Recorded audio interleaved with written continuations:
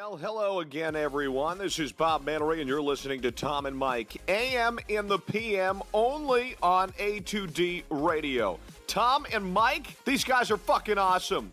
But their side piece, Greg, that guy is a goddamn problem.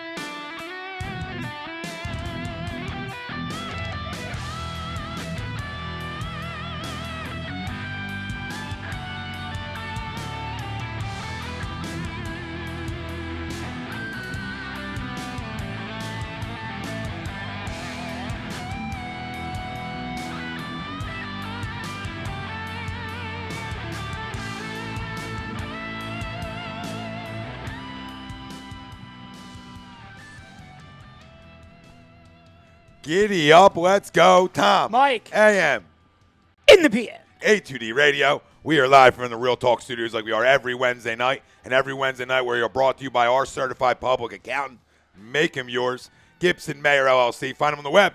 GibsonMayer.com. Tom Arnone. Michael Mataraki. Greg Milakovic. Robbie Povin, the ones and twos. The family out there joining us. Just bat flip it, baby, because we got a lot to talk about tonight. I might even pick up the stick up there and flip it. I don't know if you saw the intro, but I took a little high cut, little finish high, little elevate, flip talk. Little elevate and celebrate. And let's go. Tons to talk about Phillies tonight. It's going to be all Phillies with a little side of Sixers, obviously because the game's on and we'll talk about it. World Series or bust. You know, it ties into our poll question.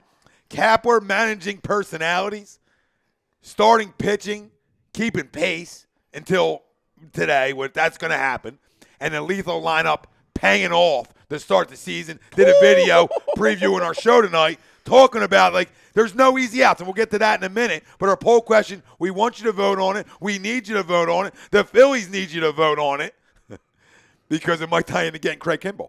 The Phillies must reach the World Series for 2019 to be a success. Do you agree or disagree? Let us know.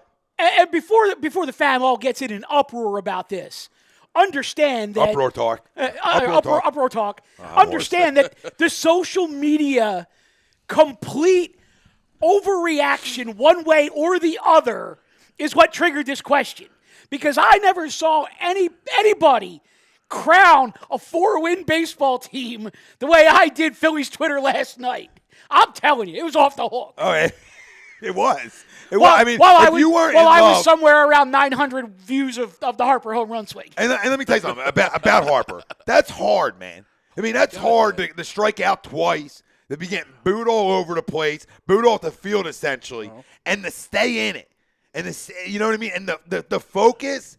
That just shows you how great of a baseball player he is, because a lot of guys are going to fold after they strike out twice. And to be able to mentally stay strong, get through some adversity, and make him pay a price was amazing. Well, he mentioned that, too, in his presser. Like, he had a really extended presser after the game, and he mentioned that he said it was key with Jake Arrieta was huge.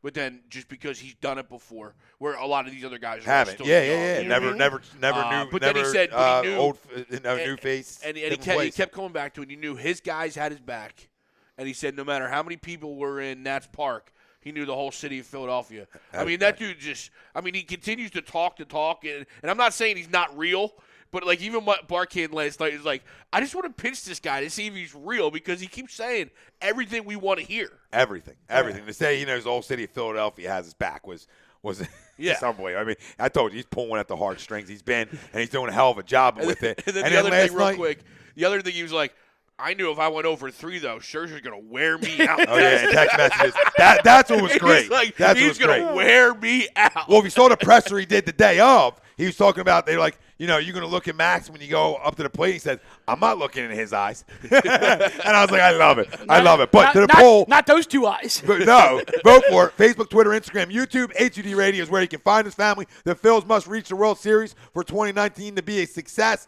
Do you agree or disagree? We're going to read all your comments, questions, concerns. I'm a little hoarse from Sunday night's game because I was all over Josh Donaldson. And I said, life's tough after juice. Yeah. He did give a little turn back. And then I told him launch angles are effing stupid, and I might have said the Chipper Jones launch angle. There's a lot of things. And then the other thing that horsed me was we are walking into the stadium on a team that's now 2-0. You're going for a sweep. Baseball's back in the city of Philadelphia, and there's Eagles chants. Okay? And then inside the stadium, when we're winning a goddamn baseball game, right, there's Eagles chants. Listen. I'm a diehard Eagles fan. Knock the bullshit off. Unacceptable. Knock it off. There'll be a video hitting HUD either tomorrow or Friday that I did about the chants. Check it out. Because if you agree with that the chants are acceptable when your team's good, you're an asshole. And it's fine. When we stink, do it all day. Let them know you're not happy. That's the way to let them know you're not happy. Yeah. To the poll. What do you got? Oh, you got something else? I had something else. It's, Shoot. Dave Keene just shot this over to me. He said, high school coach douses field in gasoline, lights it on fire, promptly gets placed on administrative leave, and he tags our old college manager and about a dozen of the guys that played, and he said, I remember doing this. It's how we used to dry out the field back in the day. Throw gasoline on it and light it on fire. We didn't have these fancy blowers and, tarps and stuff like that. It was literally just fancy tarps? Well, tarps, fancy blowers, all kinds of shit like that. No, It's like we would just go out there and literally like dig up the dirt, turn it over so that the dry dirt was on top, stamp it down and rake it, and then light the grass on fire until it dried out. Interesting. It's old school. Interesting. Never even heard of that. Family chiming I'm just cracking up when I saw that. I'm like, that's great. I got to mention that on the air. Family chiming in. Jake's saying, yo, guys, what's up, Jake? What up, Jake? Quinky, what's up, Michael? Mellow Yellow for the win. Tyler Weston says. You know it. TJ Simon, what the hell is with David Robertson looking like a waste of money? TJ, I'll tell you something, all right? And right now it doesn't look good, but I believe all 3 games that he's given up a run in every game he's pitched has been 9th inning games. I'm going to find that for you right now. I believe he's came in the 9th every game. The home opener we're checking on, but I believe the next time he came in was with a 6-2 lead in the 9th, okay? And that's any guy who's a closer doesn't do well in them situations ever. They always feel like they give up a run. To me, he's not a closer, guys. I said it when we signed him, and people thought that we didn't need Kimbrel still, that this guy isn't a closer. He's a setup man, right? And it's the old thing that, like, some guys are great in roles. This guy found his role that he's great in, and we're not putting him in that role right now. Okay, he's still got to go out and pitch and get goddamn outs. I'm not saying nothing's acceptable. The way he threw today is unacceptable. Okay, for the money you're making, it's unacceptable. Sure. But all right, he's got to be in his role. Home opener, he worked the 8th. 8th, okay. With a huge lead. Yeah, so that's his throw. He was up 10-3 when he came in and gave up a run. So he worked the 8th in the home opener. Saturday, I don't believe he appeared, but I will double check that right now. No, he had to come in Saturday because he didn't come in on Sunday. No, you're right. He did pitch Saturday. That was the 9th. Gave up 2 on Saturday on a wind-blown home run. So yeah, not good. No, not to start. So the 8th, okay, 8th on the opener. 9th Saturday, 9th today. All right, so yeah, I mean, he pitched in 1 8th-inning game. Obviously, hasn't had the chance to close a game yet or hold a game, and I want to see him holding a game. I mean, if you're going to run with a closer, it's got to be then Sir Anthony. You got to go back to the guy and see if he can get it done. But honestly, for this team and to the poll question, right, to get to the World Series, you got to go get Craig Kimbrell. You know, there's questions being asked, who would you rather have, Dallas or Kimbrell? It's not even close. Yeah, but I'll take both. Yeah, I'm good with both. I'll take both. I've been on both all winter, and I haven't swayed from that. Like, I'll take both. But right now, to me, it's you're almost getting pressured into going to get Kimbrell. Well, me and Rob talked about it on Monday when I joined him on the Sports Hound, and it was the same. And that was before they lost, and before they lost in this fashion of Robertson walking in a run. And obviously, if he got into the loaded bases, then he didn't pitch very well to get himself in there either. And we were still on board and wanting Kimbrell at that point because I think everyone understands exactly as you've already stated, Tom, that you just need to shore up that back end. Go get the guy that's done it for his entire career and the guy at least right now in his career can still do it. Yep. Now, can he do it if we sign him Can for we do it for 4 years down the road? Hey, I don't know. cares? I don't know. He Listen, can do it right now. I don't know. I don't know if Harper's going to hit 13 years from now, okay? I'm in the right now fucking mode. And the Phillies are in the right now mode. And when you're in the right now mode, and it's going to tie into the lines we're talking about, and guys, every pitch make a motherfucker work. Every pitch is grinded out at bats. Every at bat. Nobody takes an at bat off in this lineup, okay? The hardest 3 outs in baseball are the last 3, and I don't see how they're getting the last 3, right? Not every game you're going to beat teams 8-2. Right. All right, there's going to be close ones like today, essentially, where Rhys catch a goddamn baseball. All right, first off, I don't care where to throw it, catch the ball, okay? You're a first baseman. You have one job is to catch the baseball, all right? Whatever. Them kind of things happen, okay? But to come in, nothing but balls, all right, that's terrible out. It's terrible performance. Yep. If that doesn't pressure the higher-ups, Matt Quintak, John Middleton, who are all in right now, and you can see how good this team is, that you are really, to me, that one position away from me officially saying you're a World Series contender.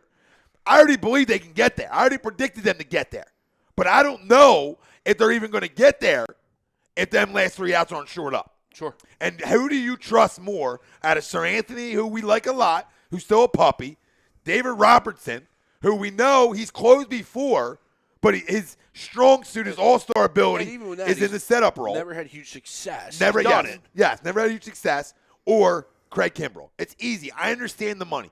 I understand the years you might get hit with. But right now, you own Craig Kimbrell. All Major League Baseball, all 32 teams own his ass and Dallas Keuchel. Not only because neither are signed, and nobody wants to not make money.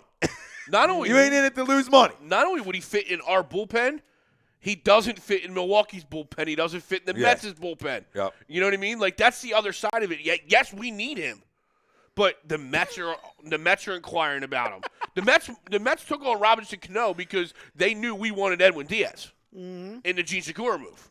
So they're like, okay, we'll take Robbie Cano off your hands. Well, you know what they'll play right into you. If they wanted Edwin Diaz and that's somebody they're in on, it told you early on that that this team needed a closer. Now, did they go out and answer that? And David Robertson, was that their I'm not taking shots at David Robertson 5 games into a year. I'm not there yet. Okay, Yeah. The guy's pitched a long time in this league with success. He's not He didn't just all of a sudden become successful in the relief role. Right. He didn't. Okay, but the fact of the matter is, I like the guy. I don't love him, but I'll love him in the 8th hole. Like if I got Sir Anthony, him. And then I got Kimbrell. I'm feeling better because now I got guys in roles that they're actually probably more suited for, right? And I'm getting to the point right now. If you don't want to go do that, the only other option on this roster is Vince Velasquez. So you want to say, because listen, you see it in Milwaukee, right? 46 fastballs in a row. I don't give a shit. You hit my best pitch, right? I got 3 outs to get right now, and I'm going to leave it all out there. Well, that reminds me of Vince Velasquez. He's hard. Now, granted from the right side, but that's your closer. Is on your roster if you don't want to go out and get tied into 5 years, Mike, or even 4, right? Maybe 4's too much for you. So that could be your answer because everything's hard. And out of the bullpen, and in the 9th. You and I have only been talking about him as the closer for the last 3 years. Yeah, and Robertson's soft, right? Not soft like down here, like everything's soft out the hand. Nothing's 96, 97. Yeah. In the 9th, it's got to be hard. No, it's got to be. They actually joked today when he touched 93, and McCarthy said, well, he's on the warm side today. Well, I know there was zero pressure last night, But Velasquez actually looked decent last night in the ninth. Yes. You know what I mean? He came in, he was hitting 96, 97, and his breaking ball, you could tell it was a guy who hadn't pitched in a while because he was either over gripping it or like trying to make it perfect. 10 degrees, but it was still essentially. Yeah, but it was still moving, and he was still keeping people. Now again, first time pitching all year, absolutely zero pressure at that point, but he did the job last night. But I think that was by design. Because realistically, I think he's the guy. But what I'm saying to you, though, is they're giving Eichhoff time. They knew that he wasn't going to get his first start of the season for a while. Yeah. They could have gotten him into a game before last night, but I think they specifically waited and said, you know what? I want to try to get him into into the ninth inning of a game, just to see how he likes it. Because this could be where we're going down the road. Yeah. It's got to be where we're going down the road, essentially. Right? I mean, it's got to be him or, Tyler Coffin says Kimbrel with the 6 earned run average in the postseason worries me, even if they've won the World Series. I hear you. That's got to be a concern. I guess that's a concern of a lot of Major League Baseball teams that don't want to pony up the money for him or the years. Not the money, the years. Zach Boylan, what's up, Zach? Hold on a second, though. Let's think about this for a minute. You're in the postseason, which means you're playing, 2 or 3 of the other best teams in Major League Baseball? Yep. You've already thrown how many innings over the course of the year? 100, 110, 120 innings? All through the regular season and then into the postseason? Guy was probably gassed. To me, you can't judge a guy's worth at this point in his career. With all the experience and all of the accolades that a guy like Kimbrel has, you can't judge him on a single postseason. No, I agree. Brian Gleb says 5 games in the year, easy, Tiger. I don't know who he's referring to. I don't know if he's referring to me.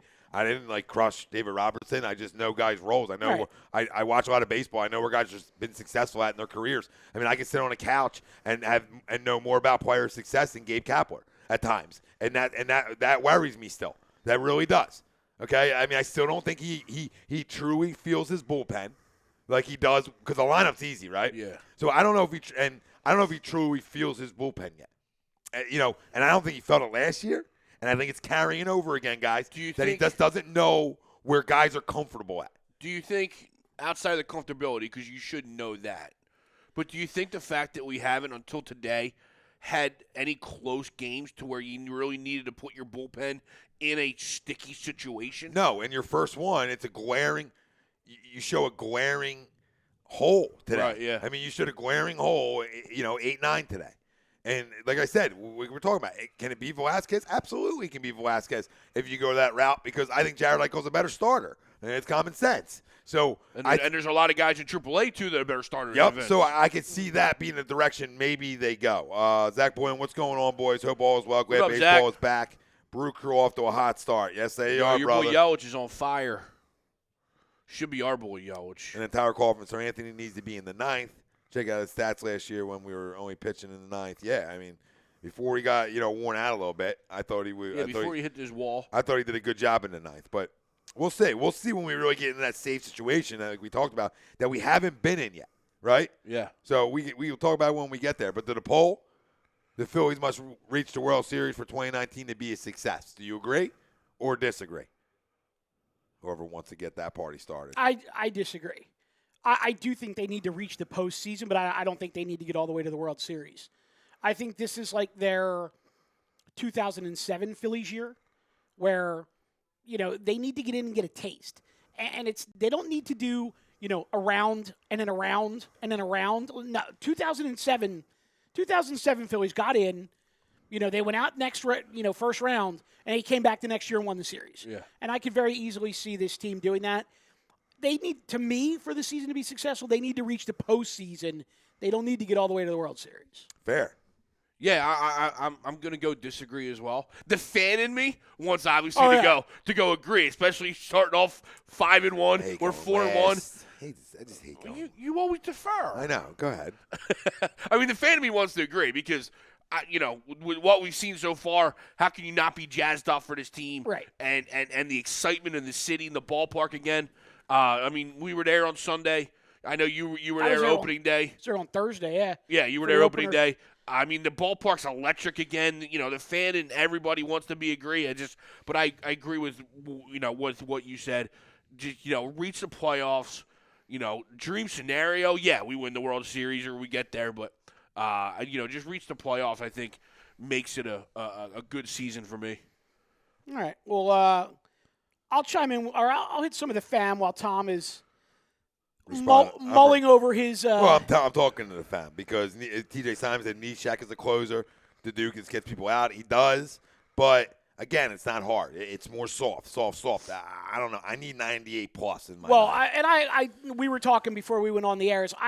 I think they actually got a little bit surprised today by taking the lead, because I mentioned to you guys that I think what his plan was he just wanted to get Sir Anthony an inning and kind of close that out. And then all of a sudden they wind up having a huge inning and they take the lead. And it's like, okay, well, Sir Anthony's already up, so let's just put him in, get a shutdown inning. And then I think they were thinking they were going to work their way. I feel like if they had the lead earlier, you would have had Neshek in the 6th, or Neshek in the 7th, Robertson in the 8th, Sir Anthony in the 9th. And I think he got Sir Anthony up early because they were losing. And then when they took the lead, it was just like, well, I just pinch hit for my pitcher, and Sir Anthony's warmed up. Roll with it. Yep. Sometimes you got to do that. We're not going to pull a Homie Milner like last year. No, and honestly, like, these are the things where I actually say, okay, so he learned something last year. He learned that, you get a guy up, you got to use him. You can't stall between innings and try to run someone else out there. The only thing I would say to that is, to me, then you need to be more prepared to take the lead. I think that goes twofold. Like, I understand the point that Sir Anthony's up. It's spot on, Mike. You bring him in, blah, blah, blah. It's fine. But then there's the other side of it, too, where, him and Robertson both should have been up then. As soon as you started getting it going, you should have got Robertson up, too, to go into his 8th inning role where he's comfortable maybe, and then Velasquez can still throw to 9. There's nothing, if he sat down for a couple minutes and got back up, it's not the end, that's not the end of the world. To your point is, guy can't get up and not throw. And that's where we all completely agree on. But, I can see him doing a better job. Now, granted, I was driving, so I'm listening on the radio, so I don't know if anybody else was up in the pen at that time. No, he was only running one guy out there at a time. So, to me, that's where you need to be smarter and think on your feet. And that's, listen, second-year manager, I don't like the guy, okay? I mean, I'm not going to take that run from that. Yeah. Okay? I just don't feel like he has a total feel for the game of baseball at times. I just don't. And today is an example of it where, hey, go get, you go start running back here, right? That's where you go get another guy up too. If that guy, but if Sir Anthony is your 8th inning guy, then fine. Right. Then that's your guy. You know what I mean? So I think that them roles, if us as a fan base sort of knew them roles now, I think it would make things a little easier. Yeah. Because we don't know who he thinks is his closers. I don't think he knows. Yeah. Because they haven't named one. And in every team. It's not like any of those guys have jumped up and grabbed it by the balls either. The argument that I had online today was people were bitching that Sir Anthony didn't pitch the 9th. Well, guess what? He pitched in the 8th, and he gave up a 2-run lead. Now, granted, one of those was unearned, but he got hit around a little bit. And it's not the first time this season. Nope. So to the point is, maybe the guy's not comfortable in the 8th. Well, I'm sorry. I don't know. I know he's like your next son. No, he's not. But you need to get fucking comfortable in the 8th before you can pitch the 9th. No, he's not I'm my sorry. Next. But Mike, first off, he's not my next son. I don't like the guy that much. But I take a lot of guys on. I take a lot of kids. So you're not wrong. But I'm saying is he showed success in the 9th. Agreed. So I understand you're 100% spot on. You can't get outs in the 8th. Where the fuck are you going to get outs in the 9th? Right. But then you showed the success that you could get outs in the 9th last year, where the other guy showed success that you get outs in the 8th. This is the fucking mind fuck that Gabe Kapler is. Like, we can sit here and dissect where both guys were more successful at, but you refuse to put guys where they're more successful at. For what reason? To play games with a team? Listen, they're watching tape on all the guys, bro. Doesn't matter if you're throwing in the 7th, 8th, or 9th. Make sense? Well, I'll go back to what I said to you guys last week. I think that they should be running Neris out there in the 9th. Anybody, yep. And you go Robertson in the 7th, Sir Anthony in the 8th, and Neris in the 9th. He's using Neris in the goddamn 6th. Yeah. The guy came back from the minors last year and was unfucking hittable. They joked on Sunday Night Baseball. on a national telecast, the game you guys were at, that he actually averaged more than a strikeout per appearance last season. And they joked that he got 3 outs on Sunday night without a strikeout. I mean, the guy is just, if you put him in the ninth and leave him there until he forces you to take him out, it makes everything easier. Because you go Robertson 7th, Sir Anthony 8th, Neris 9th, bing, bang, boom. Yeah, I would just swap them two, but that's fine. Right, yeah. But here's the thing. If Neris starts not being able to get guys out, then you just take Neris and you put him in the 7th. You go Robertson in the 8th, Sir Anthony in the 9th. I mean, don't get me wrong. Kimbrel fixes this whole situation. That's a given. I'd be all in on Kimbrel. But everybody wants to debate Robertson versus Sir Anthony, and I'll look at you and say it should be Neris. Right. And maybe I'm the asshole, but I don't think I am. No, listen. I watch a lot of fucking baseball. If you think Nair's the guy, then you think Nair's the guy. You know, to me, we were talking about, I think it should end up being Velasquez at some point. I think we all do. Well, yeah, I think we all do. But for right now, like I said, you've seen the sample sizes of both guys in that certain role. I'll carry his damn jacket in from the bullpen every goddamn night if it's so make the decision. It's a long run. Make the decision. I know, like I'll be okay with that. I'd rather see Naris 7th, Robertson 8, Sir Anthony 9. And that's fine. You know, so we're not like far off on where we think these guys should be, but they are. Yeah. And that's the problem. Ooh, Yankees struck out 18 times today. Yep. Ouch. 18 times today. Great lineup. How you like that, Andy, have a great show, boys. One more day. See you soon, brother. Yeah, brother. Safe travels. Zach Boylan says, I wish Council would wake up and hit Yelich in the 3-hole. Come on, best hitter in the 3-hole, common sense. Used to be common sense. Now the stupid They want more at bats. sabermetrics say you put him second, which I don't agree with, but that seems to be the trend where all of the analytics managers bat their best hitter second. Real quick, to Tower Cough when he's touching on the Sixers real fast. Can't believe they're down at this point. They were down 13. This is disgraceful. Tom, I'm hoping I get a calming video from you. Listen, they already packed their bags for the playoffs. I mean, I've been saying it that I don't know, not a lot of people have wanted to hear it. And no Embiid, they arrested him. They packed up and got ready for the playoffs. They know they have the 3 seed essentially locked up. Okay? Oh, yeah. And they're just going through motions. And people are over Brett Brown. Brett Brown called 27 timeouts the other night and was freaking pissed the hell off. Was pissed.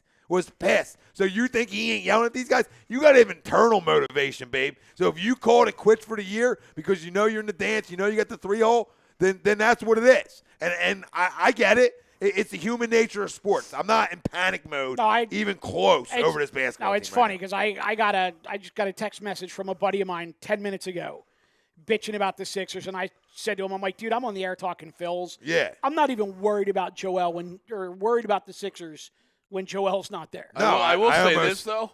I don't want to see it. I know Atlanta's not making the playoffs, but thank God we don't see Atlanta in the playoffs. They are a kryptonite. They do own us. They own us there. They don't miss. They don't miss. I think, and granted, we're playing no defense because we don't care right now. But is it like doesn't it seem like in the NBA, every really good team has one shitty team that they just can't beat no matter what? It used to be the Nets. We used to not be able to ever beat the Nets in Brooklyn, ever. Now it became Atlanta. Right now we can sort of beat. Now we sort of beat the Nets as they got better. We sort of figured out a way to beat them a little bit. Right when they stunk, we go up there and they drop 130 on us. They're like, who are these guys that are scoring 25 points tonight? Trae Young just needs a barber though. I'm sorry. No, he needs a whole face barber. That's the thing. It is in Cali. So the tube is jumping here. Ryan Schaefer said, disagree. Going from an 80-win team last year to making the World Series is a stretch. Need to reach the NLCS, otherwise it's a disappointment. After this season, though, hell yeah, they need to go to the big dance. Well, I don't know if it's a stretch. I mean, I don't think it's a stretch. It doesn't need to happen, but it's not a stretch. So you guys both said disagree, right? So I mean, I think it's a success if they get to the playoffs, right? So I'll just go the other guy out there that'd be like, oh, they got it. You know what I mean? It's got to go to the World Series. The way this season started. And the amount of electricity around this team, that this city is fully back on board with baseball, which we love, that, I think it almost is, in a way, for some to think it's a success. Because But I can't go that route. I just can't. I'm trying to play that card and play that guy. I can't. Just be you. I can't. Listen, no. Do you? Just get to the dance. Now, the only thing that won't be a success for me is if at the deadline or now they don't address weaknesses that can keep them from getting there. Right. Then I'm pissed. But if they get that now, this can change in July, right? When we can have this conversation again, and it can change because they went out and added additions, and they're now the strongest team in the NL. Where you say, "Yup, if you don't go to the World Series, it's a little bit of a failure, a little bit." But right now, no, and it's not from going from an 80-win team because I don't care about that. Because changeover can be quick and you can get good fast. And when I understand what he's saying. That we did. Yes, that's Segura, that's changed Harper, fast. Oh, yeah. Right? You got Segura, Harper, McCutch, and JT. I mean, right there alone, you should 4 be All-Stars. Yeah, you're a playoff team. Yep. So if you don't make the playoffs, it's a complete failure. Yeah. And that's when guys get fired in their second year, which I don't want Gabe to get fired over my dislike for him because I'm about winning. And if he wins, fine. I can dislike some of the quirkiness and the zero fire. Like his Rhys Hoskins fire the night he got hit was so weak, babe. Like it was just you know what I mean? There was he was mad, but there was no really mad emotion. Right. It was just yeah, I'm teed off. You are, Gabe? You're just yeah, I teed off. You know, you go under somebody's chin like that. And just nothing to it. And it's dude, say, you know what I mean? Yeah. I don't like that one bit. All right. And I didn't think it was a bad quote. I hear what you're saying. I don't know. No, Everything's just weak. I hear what you're saying. I almost just wonder, though, if, right now, because he kind of has the easiest job in baseball, and let's make no mistake about it, with that lineup, he pretty much has the easiest job in baseball right now. Yeah. He's just trying to keep as low a profile as he can and put the focus on the team and the personalities rather than himself. Because the one thing I will say in the first 5 games that I'm really impressed with is he's not overmanaged at all. He hasn't overmanaged the lineup, which is evidenced by the fact that 5 straight days. 5 straight days, same lineup. I believe it was his first double switch of the season was Saturday. Today. No, he did. Second one was today. I think second one was today? I think he did one Saturday. Second one was today. And they were both the right move. So, he's not making pitching changes middle of the inning without, good reason. I mean, he's letting the team kind of figure themselves out. Go out and do your thing. No, I agree. And so I hear what you're saying. It was kind of like that really pisses me off. And he said the words, but there wasn't a lot of fire behind it. Yeah. But I just wonder if he was trying to just tone that down a little bit. Yeah, he talks more fire when he talks about Vince. Because I actually think the thing that I'm most impressed with him is just, the fact that there's a lot of new guys there and a lot of new personalities. And I know we'll get into this later on, but a lot of new guys and a lot of new personalities, and he's just all letting them do their thing. Yeah, and we'll get to it. I think in baseball, you just put guys in the places they're comfortable. Yeah. It's easy to handle their personalities. Yeah. Kyle chimes in and says, wild card is a success for them, to be honest. Yep, pretty much right there. Alex Sangay says, the game, I guess he means today, wasn't that embarrassing. People were quick to overreact. Yep. Well, Philadelphia talk. Kyle talking about Robertson again. He's not a closer. He's a pure setup guy. Yep. Been yelling at Kyle. Ryan Schaefer, why is Robertson pitching the ninth? Didn't the Yankees solve this problem 7 years ago? It's painfully obvious he can't close. I think we've addressed that plenty. Yeah, I mean, Kyle's talking to you from a Yankees fan who's seen him. Yeah. And seen how lights out he is in the eighth. Listen, I will yell and scream about it. Your ninth inning guy has to be hard with a side of heart. That's it. It's that simple. You can't. There's not name a closer that's successful throwing 91, 92 in this league because there may be one or two. There's not a lot. Well, not a lot. If you're throwing 91, 92, you better have Mariano movement.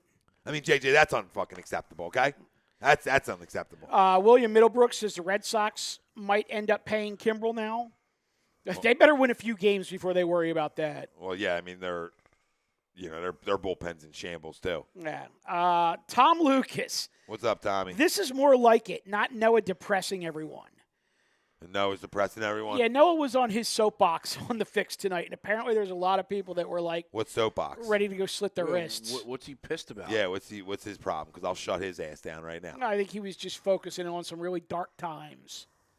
For who? The Phillies? The Philadelphia in general. It's a good time to be a fan. It is a good time to be a fan. I don't know what the problem is. William Middlebrook also chimes in. He says, Tom, you were right on before the season started not to sleep on the Mets. Tom Lucas says, disagree on the poll question. They need this year to gel, and we could use a starter. I think the gel. Go get me Dallas Keuchel. Yeah, I think the gel happened right away, boys. Oh, yeah. I think the gel's over. In baseball, it's really easy to gel. Other sports, wow. Other sports, hello, man. Other sports to gel is very hard to get going. In baseball, you and the 3-0 go back to 3-0 hammer to baseball. That is so gelling is more like, hey, we're playing cards together tonight. We're doing these things on the road. The gel will come when this team, even more so when this team takes extended road trips out west and other places where they're together all the time. You'll see the gel. But if you can just watch the home run gel. Right? I mean, Harper's got 27 handshakes before he even gets into the dugout. It's amazing. And I love this to the third base coach. I'm loving this little move. I'm loving it. I'm loving it. What's funny is it feels like it. There's a lot of like. When I first saw that, when I first saw that, like him rounding third doing that, I thought he was like a salute. Yeah.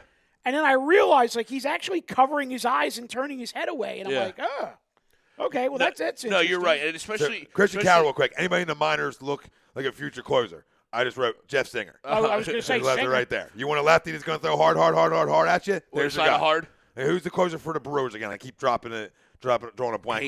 Hater. Yeah. Freaking filth. It's hard. 46 straight fastballs. And didn't give up a hit. Hit me. They didn't give up a hit. So everybody in the ballpark saying, no, it's coming. Still can't hit it. I love it. That was a pretty cool stat, though. No, but you're right. With baseball, especially as a sport, because you're in series, you're all together every day. You're right. The gel happens a lot quicker than other sports where, hey, you might have an off day of practice because you're in between a back-to-back or whatever, and you're not with everybody every day. Yep. Baseball, you're in the clubhouse every single day with all those guys. So you're absolutely right. It's important. The gel happens a lot quicker. And when you have a bunch of guys that are team guys, like it seems like everybody on this team looks like it. Everyone's ego gets checked at the door. You know what I mean? And it's all about the next guy. We're getting in the lineup now in a sec. I want to get in the lineup in a minute, but I might be the only guy in the city that's going to say this, and I'm not taking a shot at the guy. I'm not as Rhys Hoskins up as everybody else is. You know what I mean? I like the kid. He's got a lot of power. We know this. It's because he's not new. It's not even that. It's everything is. It's like you just got 4 new Matchbox cars, and the one that you've had for a year and a half now gets pushed to the side, even though it's still a damn good car and you'll play with it. You like your 4 new ones better. Maybe that's it. I mean, I feel like I was never as high on him as everybody was. I liked him a lot. I don't know. I feel like his swing is a little long at times, a little underneath stuff at times, a little too launch angle at times. Like you look at Harper, there's no launch angle. There's zero launch angle on Bryce Harper. It's the high finish. It's splitting balls in half, right? I mean, his hands stay above baseballs. Watch Rhys Hoskins a lot of times.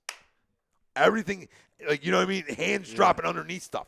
And that's concerning to me. I know he can drive the baseball. I have no issues thinking the guy can hit 40. I'm talking in terms of a pure batter, which I'm okay with. He's your 4-hole guy. I think he's more of a 240, 245 guy. Now, it might go up because of Harper being here and seeing more fastballs, but I just see the longness in his swing that doesn't make him a 270, 280, 290 guy to confirm with people out there. I just don't see that. I see a lot of power and the ability to drive baseballs, but and doubles, but I see longness, and I think that is going to – I just want people to know going into this that don't expect this guy to be a 280, 290 guy. Just don't expect it because this is not who he's going to be. He's going to get on base a lot, hopefully. Right, and he's going to drive the ball. So just understand what you have here. It's one of them things. Like, I get who he is. Makes sense? Yeah. So I'm not, like, down on him like I was saying. I'm not as, like, everybody thinks it's the next fucking Mickey Mantle. in this city. He's good. He's not here yet. He's just not. He's got to limit the strikeouts. And I think he you're can right. be, but he's not. Oh, yet. he can be. He can be. When he is bad, he is long. You're he is absolutely long. right. That's my only issue. When other guys get bad, it might not be because they're getting long. His is long underneath. Him and Kingery, too. We might talk about it earlier.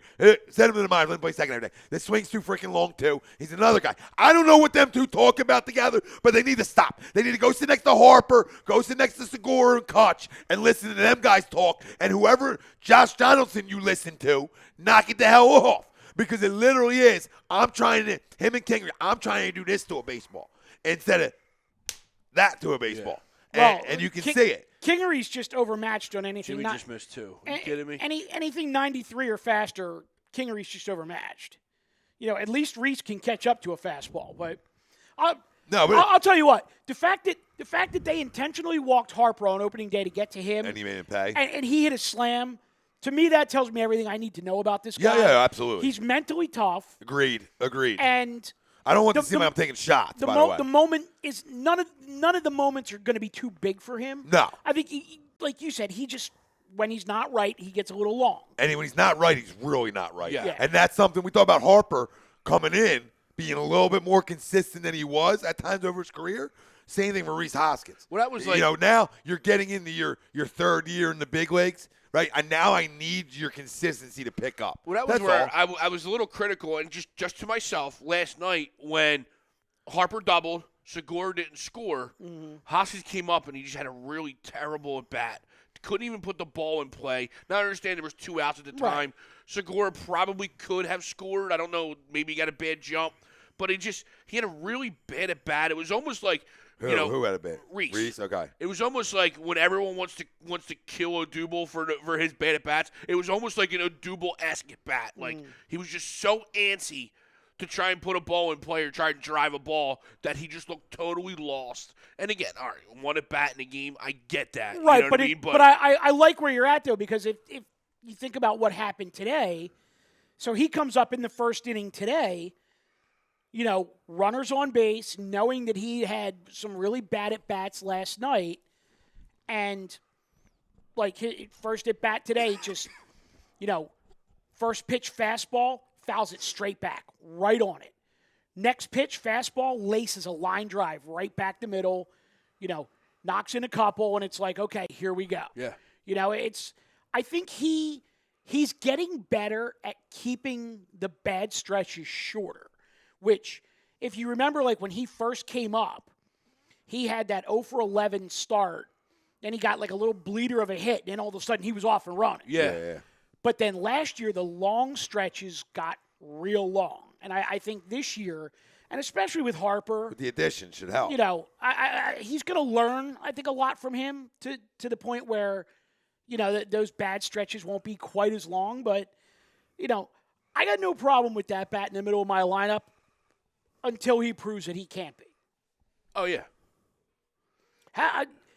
What's ridiculous is how about the number of intentional walks this team has had already this year? Started with Maikel Franco. Yeah, between Franco, Harper. Have the best on-base percentage in the history of baseball. Maikel, Ted Williams, Franco. Yeah. Between Maikel, between Maikel, Harper, and Real Muto, I mean, they've had, 10 intentional walks already? Something like that? No, it's insane. I want to talk about the lineup a little bit. Right, I know we wanted to touch on how good it is, how deep it is, and how it really is a resemblance of an AL East type lineup where the job is to work the starter, get him out after 5, get to the bullpen and let it fly, and you're seeing that it's not just there's a lot of lineups it's your top 5 guys that do a great job of that, right? What I've noticed, and then you're successful if 6, 7, 8 hit. Yep, right. And what I've noticed with this lineup is 1 through 8, there are a lot of full counts, a lot of fouling off pitches, even in the at-bat that maybe aren't your pitch. 1 through 9 even, because you could go, F1 had a great at-bat the other night. Arrieta had a great at-bat, you know what I mean? So, our pitchers aren't slouches, but you're right. Ultimately, you're not counting them. Yeah, you're not counting them. So, 1 through 8 is what I said. What I noticed is a lot of guys having great at-bats, a lot of, fouling off pitches they don't like. Stuff Gabe said last year, something I did like, was selectively aggressive. which I thought was a great way, a great term. And last year we didn't have the personnel to be selectively aggressive. Yeah. Can we address all the armchair managers from Sunday night for a second? Yeah, what were people? Just all these people that were tagging you in the post about Odubel. Like, I don't even know what happened. All right, so basically, like when you're at the game, sometimes you lose. So Odubel's especially a baseball one. Odubel's off, bases loaded. Previous 2 guys had walked on 8 pitches. Okay, I'm hunting for that pitch right there. So as Odubel's walking to the plate, Matt Vasgersian and Alex Rodriguez on the broadcast, talking about hunting mind fastball, you, on the broadcast. What were they saying? Hunting your pitch. They say don't be surprised if Herrera goes up swinging because he doesn't want to give the pitcher a free fastball down the middle to get ahead. Yes. Now, there's 2 ways to look at it. Herrera swings at a curve, so did he swing at a bad pitch? Yes. He absolutely swung at a bad pitch. I get it. But for every fucking armchair manager out there who says he should have had the take sign. No, it's not Little League. You don't go up and put the bat on your shoulder.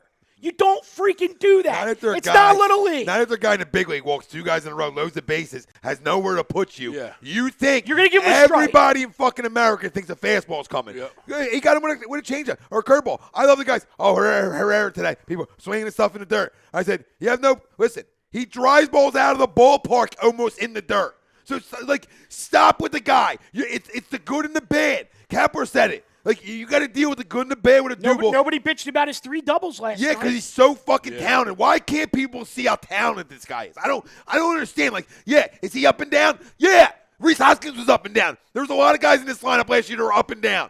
All right? Cesar Hernandez up and down. All right? Nobody was consistent last year.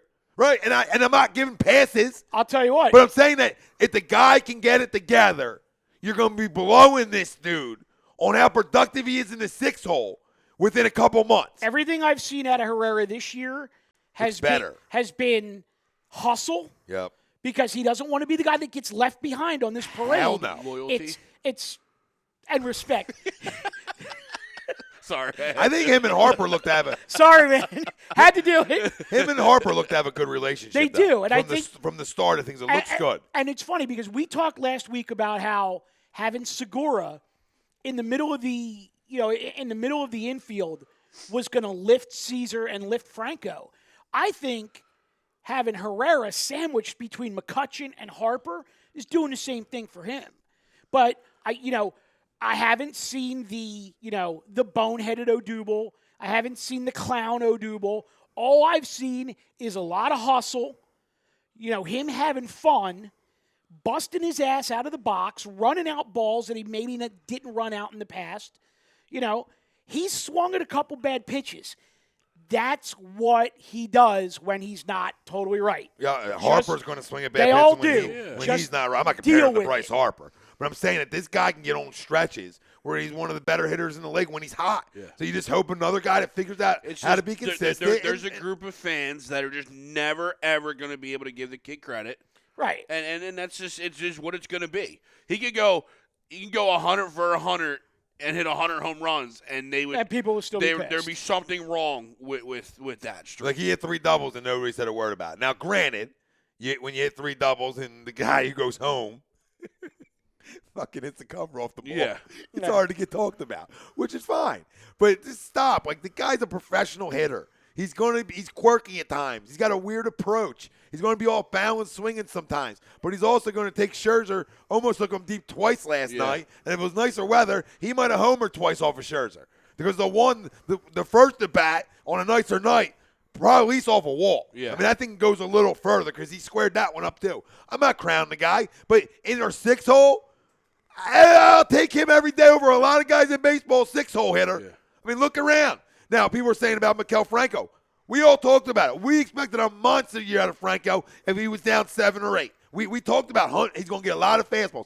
I think Kapler is a genius move to put him in the 8-hole. Because why even more so? It's because of the power. And when you got power, you're going to get intentionally walked more. And, hey, you want to get freebies and turn lineups over? We'll take them all day. We'll take it. Because Hernandez isn't going to get as many of them free passes because the pop or the ability to change the game on one swing isn't there like Franco can. So he's going to get intentionally walked a lot more. or pitched around. And what I noticed about Franco is, again, another guy's plate discipline has been phenomenal. Yeah. I mean, 1 through 9. 1 through 9. I mean, Gene Segura, me and John, my neighbor, were talking about last night. I mean, he's the biggest addition outside of Harper. Harper's the face of the big addition. Segura's the core of that addition. Yes. Because this is a guy who don't strike out, right? Doesn't strike out. Everything's in play. And we haven't even talked about our shortstop position, right? Like there hasn't been a peep about, oh, man, can't get around that ball. Yeah. What kind of arm is that? Who you throwing that to, Scotty? Or fucking JP or whoever was there, right? It's so secure there that we don't talk about it. So it's just he just set the tone for me in this lineup, him and Kutch. Kutch is a pro. So I love him leading off, be a pro. And Segura not striking out before Harper is such a big impact to Harper. So, I mean, you factor all these things in, and I'll tell you. Well, go ahead. While you're there, hold on. I'm all over this one. Let's also just talk. Let's talk about the fact that this team didn't make an error this year until today, and the Segura error to me was iffy. I think that could have got scored either way. Was that the one? Was that the throw to Hoskins? I didn't see it. I didn't see anything. Segura made an error today? Segura made an error today on a ball that I think could have gotten scored either way. Hit off of his glove, and I think if they were playing at home, it's a hit, but they're on the road, so it's an A. Yeah, okay. It's an E. But you know, the error, the error on Real Muto is a throwing error on a throw that he rushed. Real Muto more than made up for that twice today, gunning guys down on the bases, and then. You know, the Sir Anthony error with Rhys. I mean, Sir Anthony threw a ball that tailed into the runner.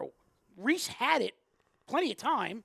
He saw the runner coming at him. He took his eye off it and hit off his glove. You're a first baseman. Catch the ball. Catch the ball, yeah. You know, but the things happen, but catch the ball. Fact of the matter is, you look at what this team had on the infield at times last year, and if you could go 4 out of every 5 games this year with no errors, I'll take that all day. Yeah. All day. No, I agree. And that's absolutely. That's a big part of this team that is really secured up. And today is one of them days, man. You're not going to win every game in Major League Baseball. Yeah. You know, you got the Washington's response today, which you expected. You know, I put money on the Phils, and when I put it in, I'm like, I got a feeling Noel gets hit around a little bit today. I had to feel. Like, you know what I'm saying? Yeah, you had to feel going in like I just don't feel 5-0. I just think they're going to lose 4-1. Everything calm down a little bit. Yeah. It's baseball, and I felt like he was going to get hit around because like they got great Rendon, you know, Soto. They got a lineup. Right, but see now here's the thing that I will throw out there to you guys. My submission, if you will, is that last year they go up in this game 2-0 after winning the Harper return the previous night. Whatever. Last year they go up 2-0. And then all of a sudden they're down 6-2. Last year they wind up losing this game 12-4. There's no battle back. That doesn't happen this year. There's no battle back last year. No, I completely agree. The battle back is something you were smelling today because we're talking about the lineup because of grinding out of bats. I told you at 2 o'clock this afternoon. I said they're going to get Nola off the hook today. Yep, and I agree with you. I agree. I was feeling it too, Mike. Because there's no easy outs. Right, everybody, no matter who you're bringing in out of the bullpen, we're going to make asses work, and we're just 1 through 8 loaded. I can't say it enough how good this lineup is. How many full counts ad nauseum, I'll say it to you. Watch the broadcast even more. Yeah. How many full counts are worked? How many foul balls are hit after they work full counts? I mean, they did the Scherzer all last night. They worked. They worked. The fact that Scherzer only went 5. I mean, they worked the best pitcher. Him, DeGrom, Noah, right? I mean, they worked the best pitcher in baseball to some like an AL team. Yeah. And that's all I needed to see last night to confirm what I thought and what we all thought was, okay, you went against Julio Teheran and some kittens, right? Now you're going against Double Eye or fucking Weird Eyes. So, you know, different contact guy, you know, blue and a gold or whatever the fuck it is. And you're going to get his best because of the return of Harper. He's jacked. You know he was jacked up because he was pissed a little bit last night. But you battled him.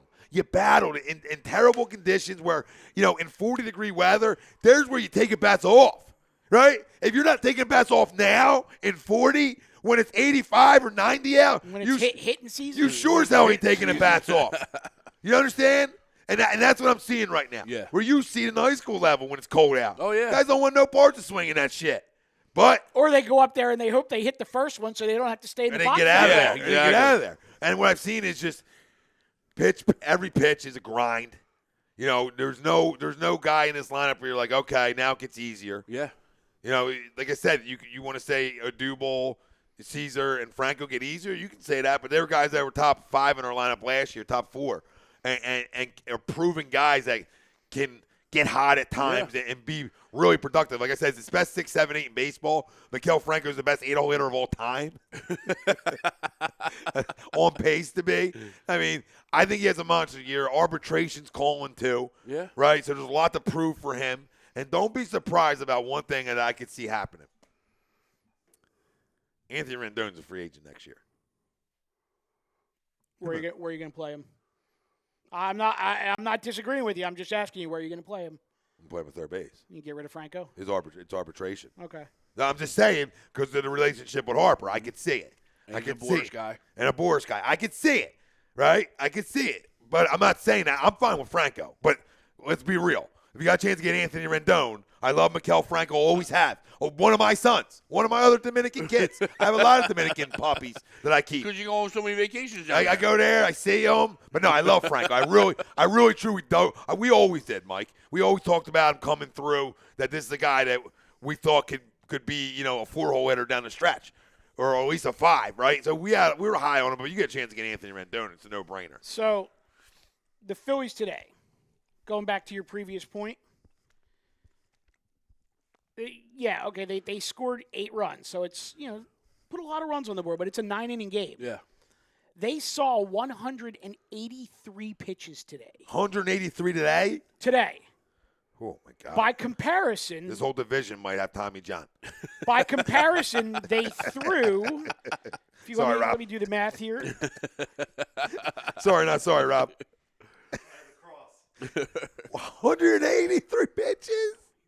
Hey, come on. That's a lot of pitches. Woo! They've seen the most pitches in all of baseball so far, and they played the least amount of games. I'm pretty sure they're like right there in the most pitches seen. By comparison, they threw 160. That's a big number. And that's big number with all of the walks and not getting outs. Yep, And not a good outing by any. And Noah not being good. Yep. Right, Noah struggling. Yeah, I mean there's a lot of pitches thrown today. Wow.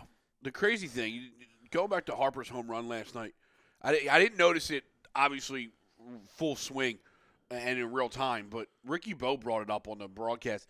Did you realize he pulled his hands in, like mid-swing? Well, he had to find the barrel. Like, Yeah. that's how crazy, you know, his hand-eye coordination and how crazy good of a hitter he is. It's ridiculous. Is mid-swing, 89, it's Hellickson, so it's only 89, but he was able to pull his hands in even further just to be able to barrel a ball to go second deck. Let me tell you guys. My bad. So, You guys wanna hear the to Harper? go 438. Yeah, my bad. You guys want to hear the Harper effect that it has on young kids?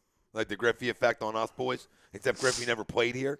Okay? You want to know the Harper effect? Sure. Okay. The lesson today. Speaking of Griffey, 30 years ago today made his major league debut. We're old as fuck. We are old as hell. So, lesson today, and let me tell you, to a T, mimicking. Right-hander, but to a T. Yeah. From here, the start, to get the hands back in, the foot. I'm telling you, the freaking finish. Does he do the tap on the finish? base? I'm waiting for it. And I was joking with him today. Nice. I did tell him, be you, don't be him. Okay, you're you. And what you do is good because he's really good. I used to do the nails. So because he's that good, I said, be you because you're good, right? You could be him. Yeah. You just keep being you. But it was funny. Everything. And the finish and you know, I kept pressing like Finish high. Yeah, I kept pressing. Harper don't drop hands. Harper don't drop hands. But it was cool to see. Yeah. Because everybody was wondering, right, what this would do, and for the younger generation, and would it bring them into the game of baseball? What the city of Philadelphia and what John Middleton and the Philadelphia Phillies did to an entire generation of young kids is brought them into the Phillies. Yeah. Because that one signing. You can sign Segura, Kutch, and all that, They and don't know who they Realmuto. are. It don't matter. Yep. The Harper in the face, which we talk about, such a great business decision alone. but it brought a whole generation of kids. Think about the 10 you guys. Yeah. They all talk about Harper all the time. We bring up Harper on things he does, or Trout, right? It's Trout or Harper, Trout or Harper, Trout or Harper. Well, we got one of them. Yeah. And to me, for people that are worried about the younger generation in baseball, and I heard it on the dial, they were worried about it. There's tons of kids playing, okay? There's tons of kids who love it, and there's tons of kids around this surrounding area that are, one, going to become Philadelphia Phillies fans because of Bryce Harper at a young age, or already are, and are going to be locked in forever. Forever. And for every 10 to 12-year-old kid out there right now who's named Cole or Chase, in 10 to 12 years from now, there's going to be a whole bunch of them named Bryce. Or JT. Or JT. Or Aaron. Jacob. JT. Jacob. Aaron. Adubel. I don't know. I might name my firstborn. If we win a World Series and he's part of it and has some big hits, I'll name a kid Adubel. Or at least a dog. Your dog. I'll go buy a dog Adubel. SJM. And I'll freaking put chicken fries in his hair. No, I'll just die. I'll die it a little bit. SJM86 chimes in and he says, Segura is so damn stingy at the plate. Yep. No matter where the pitcher attempts to locate on him, he takes it and he pokes it. Gotta say, I love seeing every hitter choking up with 2 strikes, no egos. And then he says, hashtag no easy outs, hashtag smoke him if you got him. And then he also said, Bryce has old school in him, even wears the pants low-tucked Griffey style, but does it his way. Oh, yeah, if you don't think that guy grew up watching Griffey, you're crazy. Yeah. With a lot of his mannerisms and his finish. But I'll tell you what he does really well, guys. And I was listening to Brian Dozier talk about this. I know how you two are hitting junkies. And the best guy in baseball who does it, that most guys don't even know about, is Chris Davis. Where his hips literally leave him before the hands even start. It's amazing. Go watch. Which Chris Davis? The kid from Oakland? Oh, yeah. Go watch Chris Davis in slow-mo. Oh, yeah, because he's not that big, and he hits the ball 7 miles. And you guys will be like, oh, my God, I didn't even realize he did it. Like, I didn't realize it. Right. And then Chris Davis talked about, and then Dozier talks about how Dozier started to play golf to be able to let his hips go. And how golf has helped Dozier understand, like, well, these guys are so small and they hit the ball 400 from a golf ball. How are they hitting it so far? Yeah. And then Dozier started playing more golf to get his hips involved, something Harper does really well. But Harper doesn't fly it as much early as they do, but he's still – I mean, you talk about that lower half. Yeah. That lower half goes, and it was cool to see that at Chris Davis because I didn't realize it, and they were showing it for something. I was watching MLB Network, which is phenomenal. And, they were showing how, like – so much better than like nobody's hips does what, like, Chris Davis's hips do. Yeah. Where they literally, like, hips lead you, but you almost tell a kid, like, it's hips and then hands. It's not a big separation of the two, right? Because you don't want the fly open, right? Right. Yeah. You're trying to prevent that, or them being robots and thinking. Right, but here's you know what I mean. So it's that's all well and good, and I'm not disagreeing with any of it. But when you have forearms like Popeye, and, I mean, what were tree trunks, right? But what were you and I doing last night at like midnight? Watching video, amazed at how fast his back gets through the zone. Yeah, it was the bat speed. That's all arms. That's all arms and hips. Yeah. And that his listen, he flies them, but yeah. He makes that thing look like a wiffle ball bat. It's unbelievable. He does. It's insane. How his hands stay outside and his extension on baseballs is really amazing. Yeah. Where you can keep your, we talk about hands close to the body, extend on contact.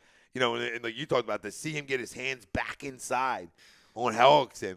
And granted, I don't care what. 90's hard to hit regardless. Yeah. And to get his hands back in and not just hit one out.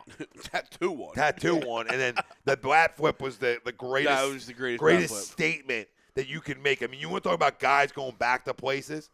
To me, last night, what you saw was the greatest performance from a guy going back to his old place in Major League Baseball history. Even with the strikeouts. And you can me because the strikeouts make it better. The 2 strikeouts to start it off of Scherzer make his performance even better. It's the greatest return and FU in the history of Major League Baseball. The greatest. And his signature, the home run flip, just was the final straw. And Mike Rizzo said it.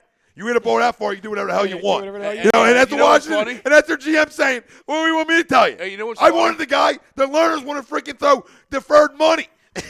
You want to pay the guy. Rizzo loves him. Rizzo fucking loves him. You want to pay the guy till he's 70. Yeah, okay. Rizzo loves him. So like It had nothing to do with Yeah. Rizzo wanting him on the Nationals. Like, people want to make it out to be like, oh, well, Washington saw his struggles at times and weren't that committed. They showed you by their low ball offer. No. They showed you that the owners don't even understand fucking baseball and lowballed because they got away with it with Scherzer and they expected to get away with it again, which they didn't. You mind if I prove your point for you real quick? Yeah. I got a point. So last night, he strikes out twice. It's the first time for everything. Strikes out twice against Scherzer, a guy who was his teammate, so he's obviously never faced him. Yeah, and his boy. On 2 filthy cutters. Yeah, he said that too. He's like, those were filth. So after the 2 strikeouts, he goes double, single, dong, single, walk, double, walk, walk. They have not gotten him out since the 2 strikeouts last night. And I was going to say, Reached base 5 times today. his best swing of the night last night might have been that backside single. The single. That laser rope over Defoe. And you see Like, that most guys. Like most guys, when you're hitting when that you're ball locked away, in, and you can drive a ball the other way, you're feeling good about yourself. Well, he hit a single today with an exit velo of 109. It was ridiculous. That is absurd. I just feel like it's the greatest return in Major League Baseball history of a guy, of an Jake FU. Arrieta said the same thing. Right? He's like the theater of Just everything. think back of guys going place back home. Just think about it. I'm trying to think of guys going back to where they started their careers at, and really at this level of guy, and saying FU the way he has over 2 days. So like Mike said, it wasn't just last night. The finish off last night. They haven't got him out since the last strikeout. And I just don't. I know a lot of guys went back in the day, but I don't know anybody had a return like this. I don't know if you can hear me right now. I can hear you. Yeah. I wrote to you guys. I was like, it was ridiculous. Like, you want to, boo him when he's up at the plate? Well, yeah, he's your rival. You should. But during that tribute video, showed no class. And I don't want to root for a Bryce Harper home run, but I was kind of glad to see it because of it. Like, fuck you. If you want to think about a comparison, little different scenarios towards the tail end of the guy's career. But when Mike Piazza's first game back in New York as a Padre, came back to New York, hit 2 home runs in that game. But the problem is they loved him. Yeah, they loved. Yeah, they still loved them. Yeah, that was a different scenario. He didn't necessarily burn them. Right. So you have to, in air quotes, like how Nationals fan base feels like he burned them. He was a traitor or whatever, right? So all that factoring in. Traitor. Yeah, makes the moment even bigger, right? Like just think you're about absolutely right. Think about like we've all played the game, right? So you strike out twice in this kind of environment. Forget striking out twice regardless, right? You're coming with your third at bat, not in this kind of environment, and you might grip a little too tight, right? Like, you're putting some pressure on yourself to get out of it. Well, imagine in that environment. Oh, yeah. Imagine getting yourself out of it, that situation, and then get locked in after the fact, and to shove it. I'm telling you, listen, you heard it here on A2D first. The greatest return to where you started your career in Major League Baseball history. What did A-Rod do when he went back to Seattle? Did he hit the cover off the ball that night? I don't think so. Not like that. He didn't hit a 480-foot freaking bomb in his return with a bat flip to FU. No, I'm trying to think of what Piazza did when he went back to Los Angeles. Because, when he went from what was Family, join in. If you guys got one, but I think the problem there was I think he went from the Dodgers to the Marlins and then didn't go back to Los Angeles until the next season. Yeah. And it was like, Yeah. Then it's over. You're over it. And that fan base is like, anyway. Yeah. You know what I mean? They'd rather fight each other than worry about who's playing. Yeah, they got on him. He didn't have a very good game. But think about it. Think about guys that came back that you loved, that came back home, that you were made left for money. Hold on. What about the controversy 2 years ago? Chase Utley's first game back here when he went nuts. True, but then but he was loved. There wasn't a vendetta at the time. That's what you got to factor in, because the vendetta and the boos make the moment harder. Oh, no doubt. And more pressure to want to shove it. And to be able to be locked in and shove it through all that. Oh, man. I mean, if you had any questions of how good this guy is. Or how big of a sack he's got. Yup. I mean, you want to talk about Doug Peterson's sack? Okay? That's what you saw. He wheelbarrowed it out the home plate last night in the batter's box and used all that sack to just hammer. And that's what we saw last night. But the vendetta, the pressure, the want to shove it, the boos, everything that came with it, and then to knock it out since you struck out twice in the series is the biggest and best return to your home place in Major League Baseball history, given the circumstances. I don't know if there's a better one. Or there ever will be. And I'll tell you what. There might not be one because everyone's getting re-signed. Yeah, true. I will give major props to that group of Phillies fans that was in right field last night. Yeah, should have been me. Whoever this jerk off was, who was talking shit about Harper's wife the day after they announced that they're having a baby, and started saying stuff that it was his kid and he hopes his wife has a miscarriage and all, like just stupid, disgusting shit like that. And that big old group of Phillies fans out in right field pointed him out and got him removed from the stadium. Props to them for looking out for your boy and not just sitting there, sipping your suds and laughing because, you're winning the ball game. Because I heard that last night, and to me, that was just disgusting. That's absolutely disgusting. You get a couple of jabrones out there talking about the guy's wife and about the pregnancy and stuff like that. Forget about it. Yeah, grow up. Yeah. Grow up. Get a clue. There's the line, and here's you. Boo all you freaking want. Yell and scream. Do what I did to Donaldson. Tell him, look a little light after the juice, Josh. I said, life's tough after juice, huh? A little struggle, right? And he really looked back at us like this. And as soon as he looked back, I went even harder. Launch angle bullshit. How's the launch angle working out for you, Josh? How's that? Chipper Jones launch angle? The Chipper launch angle, Josh? That's funny. It was a lot of fun. Yeah, it was a good time. I love going down. I just found out, right? April 16th, I was supposed to go. Ordered a while ago on StubHub. While ago. Mets, too. I fucking love it. I love when they try to come into our house. Yeah. I love a little, you know what I mean? A little yelling. I was going to be there with the wife. Could have got a little aggressive. And I got a game that night. Oh. And I just realized it. I'm like, shit. On a Monday night? Tuesday. Oh, it's a Tuesday. Tuesday, April 16th. So I got to find another one. So I might end up going Monday. Just whatever. I just need to get to that Mets series. I don't want to go into DeGrom's pitching because that's not fun for me. So I don't want to sit out DeGrom, even though I think we're going to work his ass too. So you better watch your ass. Can I throw some stats out real quick about fucking DeGrom? Yeah. Yeah, go ahead. So why do you? No. No? No. Save it for YouTube. No, you can do it. I'm just gonna bust your balls. But it's As you should. it's like you look like you're fucking half dead over there, and all of a sudden DeGrom. It's like a dog with his treats. Half dead? I'm kidding, of course. But it's like DeGrom. Did you say DeGrom? I was just ecstatic over my Brave stack in DFS. Nice. Well done. Are they winning? Remains to be seen. I have No, some late the games. Braves winning. They just went up 5-4, actually. 5-4. Yeah, I think so. Let me. And I love Yes, so yes. people were booing Acuna the other night before he signed. Obviously, me and Greg are like, don't boo him. He's still young. We might be able to get him. We got him. Next day. Boom. Next day, 8 for 100. Next day. Now boo him. But that deal, it looks great, right? It looks phenomenal. You got a couple things to worry about. You're giving a kid, 22 years old, a ton of money. Is he going to continue to work every offseason? So that's stuff that they have to research to make sure they know is right. And it was 1 year. Darren is all hell, but what I can, you got to have a lot of faith that that's going to continue and he's going to work. All right, so let me ask you this. Bigger scrubs right now on the unproven contract situation. Phillies with Kingery or the Braves with Acuna? Phillies with King. Yeah, exactly. Yeah. I ain't throwing stones.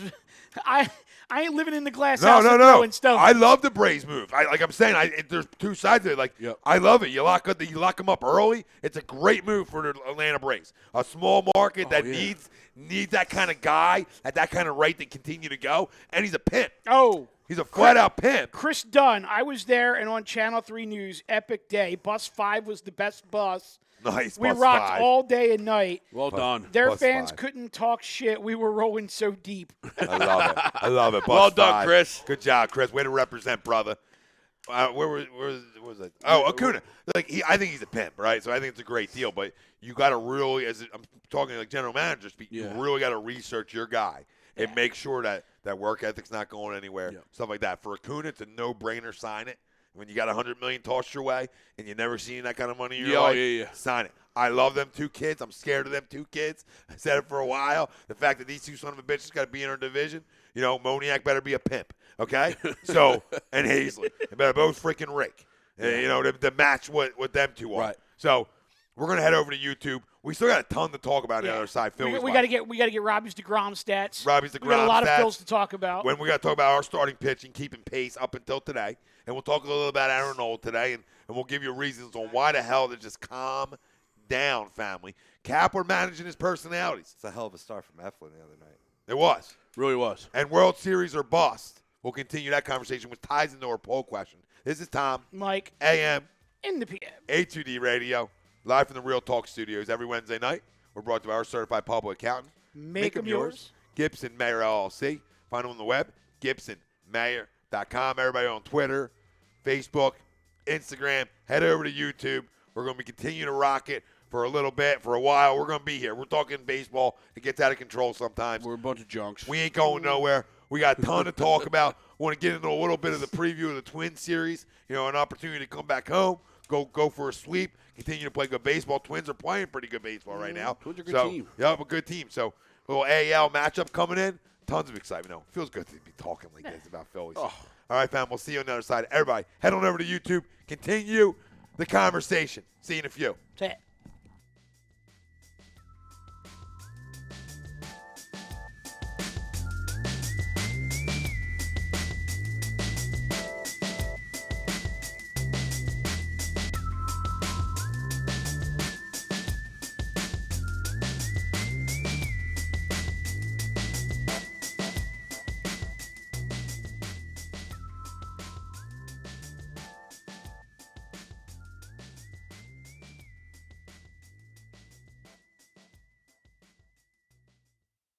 Hi, folks. Bob Mannery here. You're listening to A2D Radio, real sports talk radio for the fans, by the fans, no agenda. These guys are the best in the business. Hashtag it. No notes.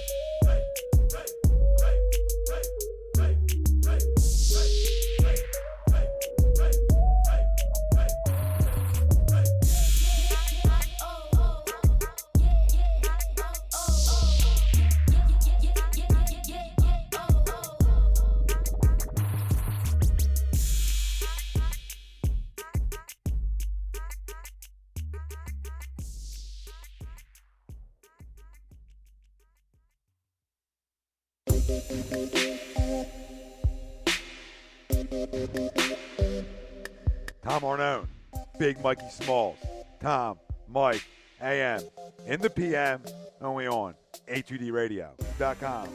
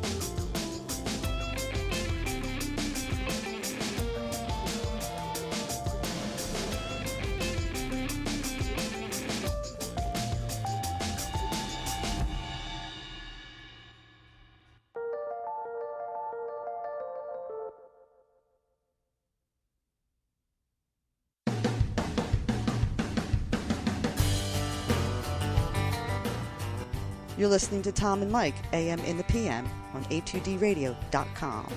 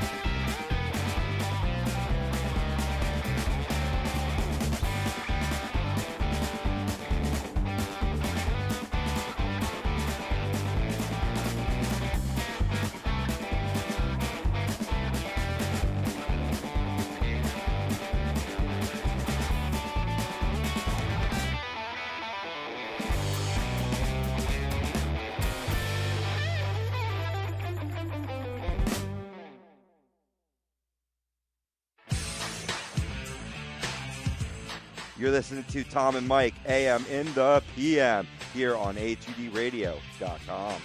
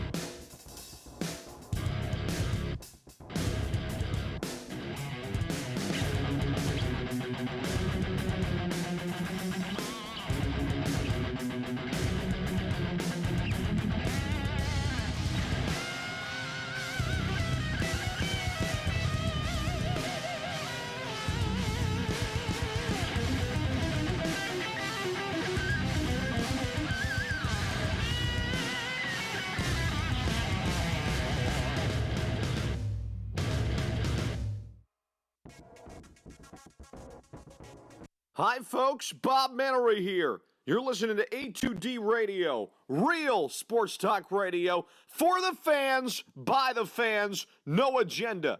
These guys are the best in the business. Hashtag it. No notes.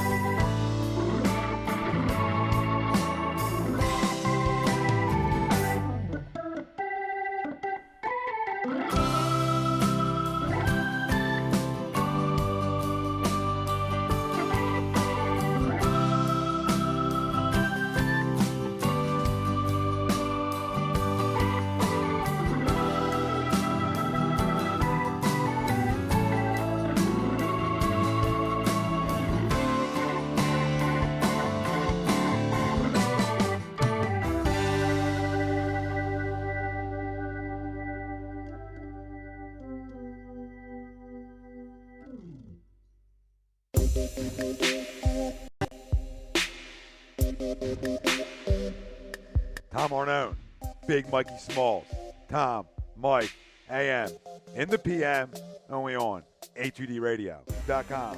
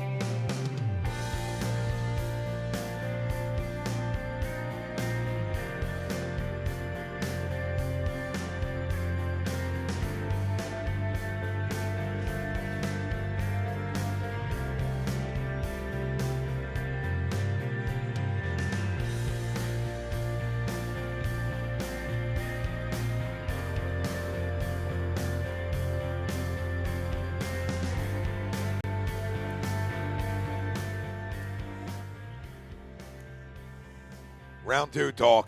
Tom, Mike, AM, in the PM. A2D Radio, Real Talk Studios. Every Wednesday, brought to you by our certified public accountant. Make them yours. Gibson Mayer LLC. Find them on the web, gibsonmayer.com. Tom Arnone, Michael Mataraki, Greg Mwagovic, Robbie Pove on the ones and twos. Oh, man, baby. Real hot start to the show. You know, we didn't even get – we got out of the lethal lineup. And we didn't even get to our second, which is the starting pitching, keeping pace. My voice is continuing to go on me as this show continues to go, all because of Josh Donaldson and Eagles' chance at Phillies games has ruined my voice for a week. Can't win with some of these jerk-offs. Like I said, the FM, that video will be up either today or tomorrow. You keep checking the A2D radio page for all alerts. And I went off on the Sports Hounds on Monday. You can go find that clip. About the same situation? Yep. It's These are what we call teasers. It's terrible that you go to a team's good and you're gonna pull an Eagles chance. Like if you're an Eagles fan, you're not a Phillies fan. Again, and you didn't win we didn't win the Super Bowl. Nope, not last year. Last year. Last time I checked. You know, you win the Super Bowl. I whatever. Go nuts. You know that you have a whole year. We didn't. We didn't win. So what are we doing? Right. What's this impossible cheesesteak at Citizens Bank? I did not try it yet. I ate a ton of food. I was joking that I thought it was a buffet line at first until I had to swipe my card. SCVP. Wait, who's that? Ryan said something about I don't know what he's talking about. Something about the impossible cheesesteak. Yeah, I didn't hear anything about it. Tristan said. Oh no, that's it's not an impossible cheesesteak. It's called Impossible Meat.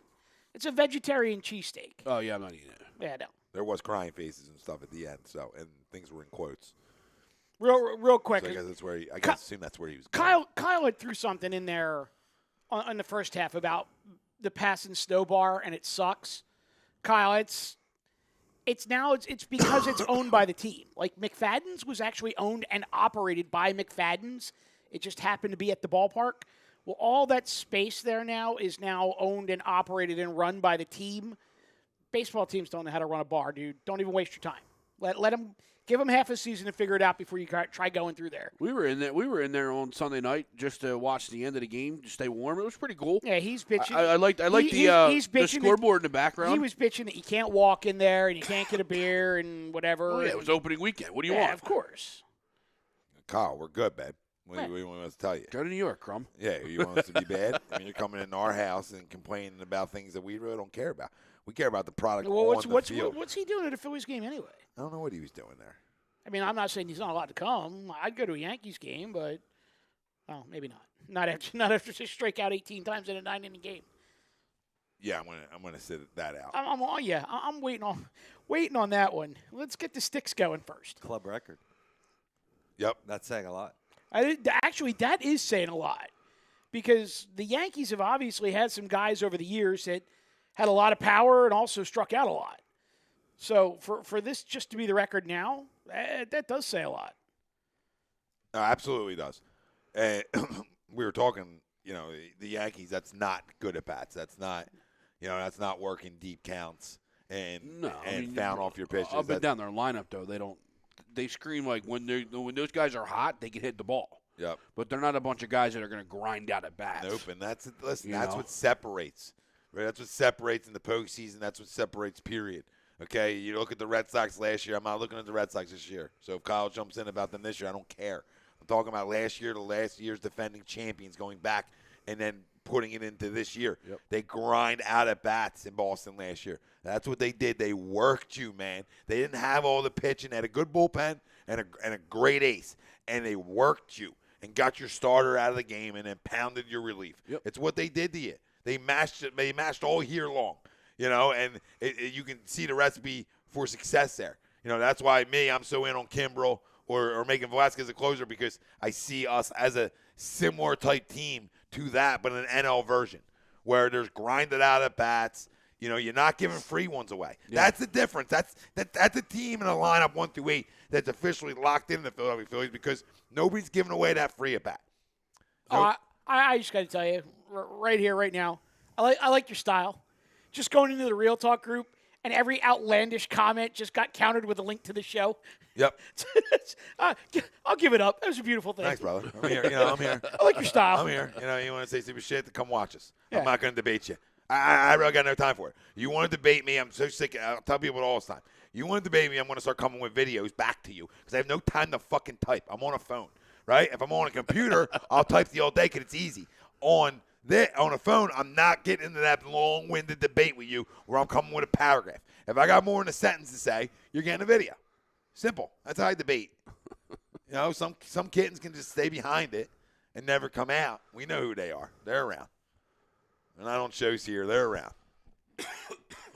Greg can't even breathe right now. Yeah. Sorry. All right. Rotation. Before we do that, you want to get Robbie's stats? Yep. Let's get Robbie's DeGrom stats. Or DeGrom. Sorry. It's actually pretty historical, if you're into just overall MLB history, but it's been pretty remarkable what he's continuing to do into the season. He tied Bob Gibson's record streak of 26 straight quality starts, which he did back in 67 and 68. Wow. Wow. What was that number, 26? 26 straight, yep. Quality starts. So that's just, it's 5+ innings. No, it's 6 innings. 6+. 3 earned or 3 less. or less. And is that the only two? That's it. It's quality start is 6+ innings. 3 or less. 3 earned or less. That's pretty damn impressive. He also hit a homer tonight, coupled with the 14+ Ks. There's only been 1, 2, 3, 4, 5. Well, now 5 pitchers in MLB history that's done that. DeGrom tonight, Bumgarner in 2015, Steve Carlton in 77. Wow. Tom Seaver in 73 and Bob Gibson in 76. It's interesting and ironic because we had the conversation last night that Greinke hit 2 and had 10 strikeouts, and we were trying to find a pitcher who had a 2-homer, 10 strikeout game, and they're real hard to find. Oh yeah, they're not real hard to find. All them crazy things for pitchers aren't. You're not finding a lot of guys that are doing that, especially the 14K, 10K rate. Yeah. It's a good that stat. Are locked in. Bob Nightingale from USA Today. Yankees, Red Sox, Astros, and Cubs are a combined 6-18 after the first week of play. It says a lot about how long of a marathon this is. And I'm going to say this to Kyle's point. He says, which is why I shake my head at Phillies fans saying this team is unreal after 5 games. Give it their first slump, and then we'll see what the fans say. Well, Kyle, I'm not changing my opinion on this lineup. And I'm sure as hell I'm not changing my opinion on Aaron Nola after one bad start in baseball when everybody has one. Scherzer had a little bit of a rocky one last night. Like, okay, he didn't get hit around all that much, but it wasn't nice of a day either or night. So, guys get hit in this league. You think everybody's running around with an 0.00 earned run average? Like, no. Guys get paid a lot of money to swing it. Nationals have a good lineup. Nola didn't have his command today, and he's a guy that he needs his command to be successful. It's common sense. So, my counterpoint to that, too, will be these are 4 teams that are predicted to be amongst the top 4 in all of baseball. Lineups and rosters are largely unchanged.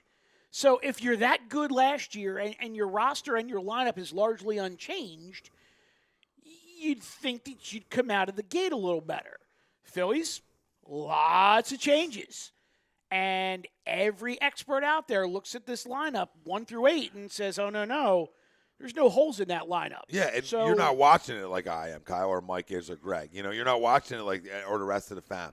You're not watching it like us. You're not watching a bat after a bat of grind it out and knowing what a grinded out at bat is. Yeah. Right, and that's the other part of it. So, that's what you have to look at. Okay, is there holes in the bullpen? It looks like a little bit. Looks like, but it's 5 games into a year. Yeah. Are guys going to slump in this lineup? Guys are right now slumping in this lineup. Yeah. Okay, yes. Or is Harper going to slump? Yes. Or you know what I mean? But it's the grinded out at bats. Maybe not. Maybe not. Maybe not. But it's the grinded out at bats that win you games.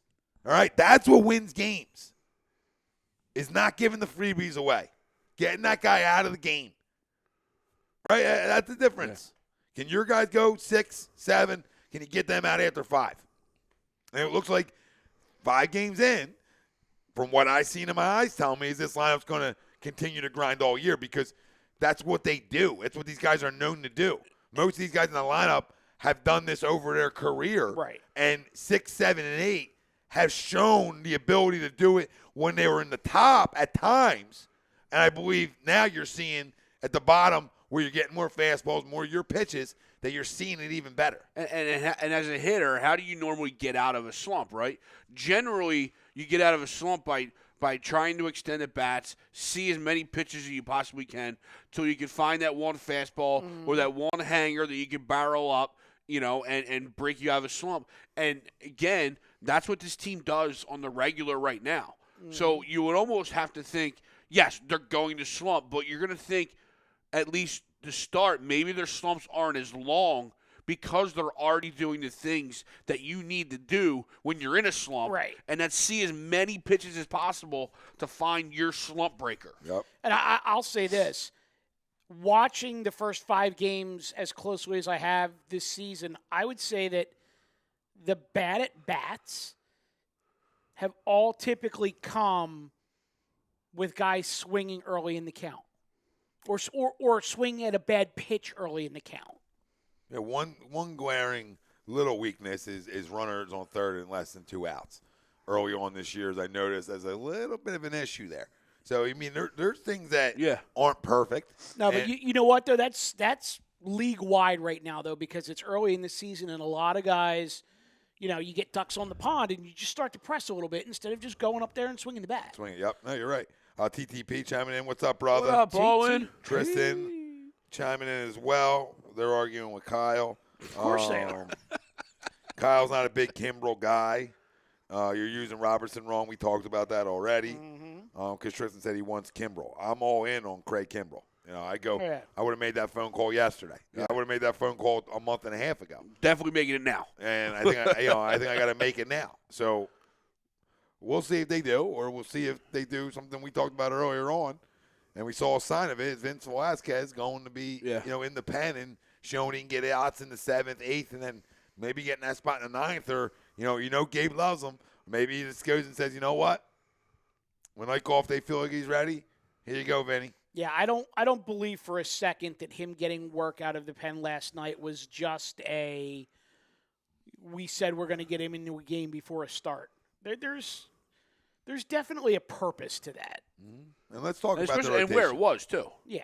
You're not bringing him in the 9th just to get him work. Right. No, you're not. You're feeling it. You're feeling something out there. There's something to it. So the starting staff, which I want to sort of tie them into the hitters in a way, they grinded out the first essential week of the year here. Some have been in trouble and battled. We saw Sunday night with Arrieta. Yeah. Didn't have his best stuff. Nola opening day, walks 5. Didn't have his best stuff, but battled.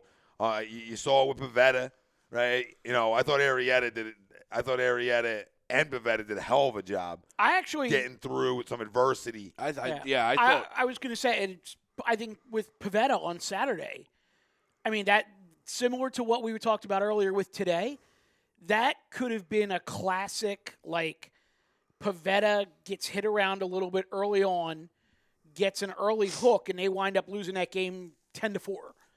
but he battled, and I actually think they took him out a little early. I would have at least tried to get him through 5.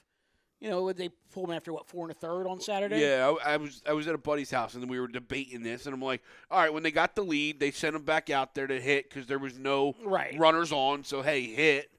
But then once he gave it back up, it was like, all right, listen, we were gonna, we were in that range with you anyway, so now that you gave it up, let's. And I'm with you. Right, I would have liked to see him get the win too. You know what I mean? And I'm sure it was the fact that they had the off day on Friday, so the bullpen wasn't taxed. They knew that they could go to the pen early, which you then saw on Sunday night. They let Arrieta, because he was struggling with his control. But it was actually like a good wild in the sense that they weren't hitting him around a lot on Sunday night.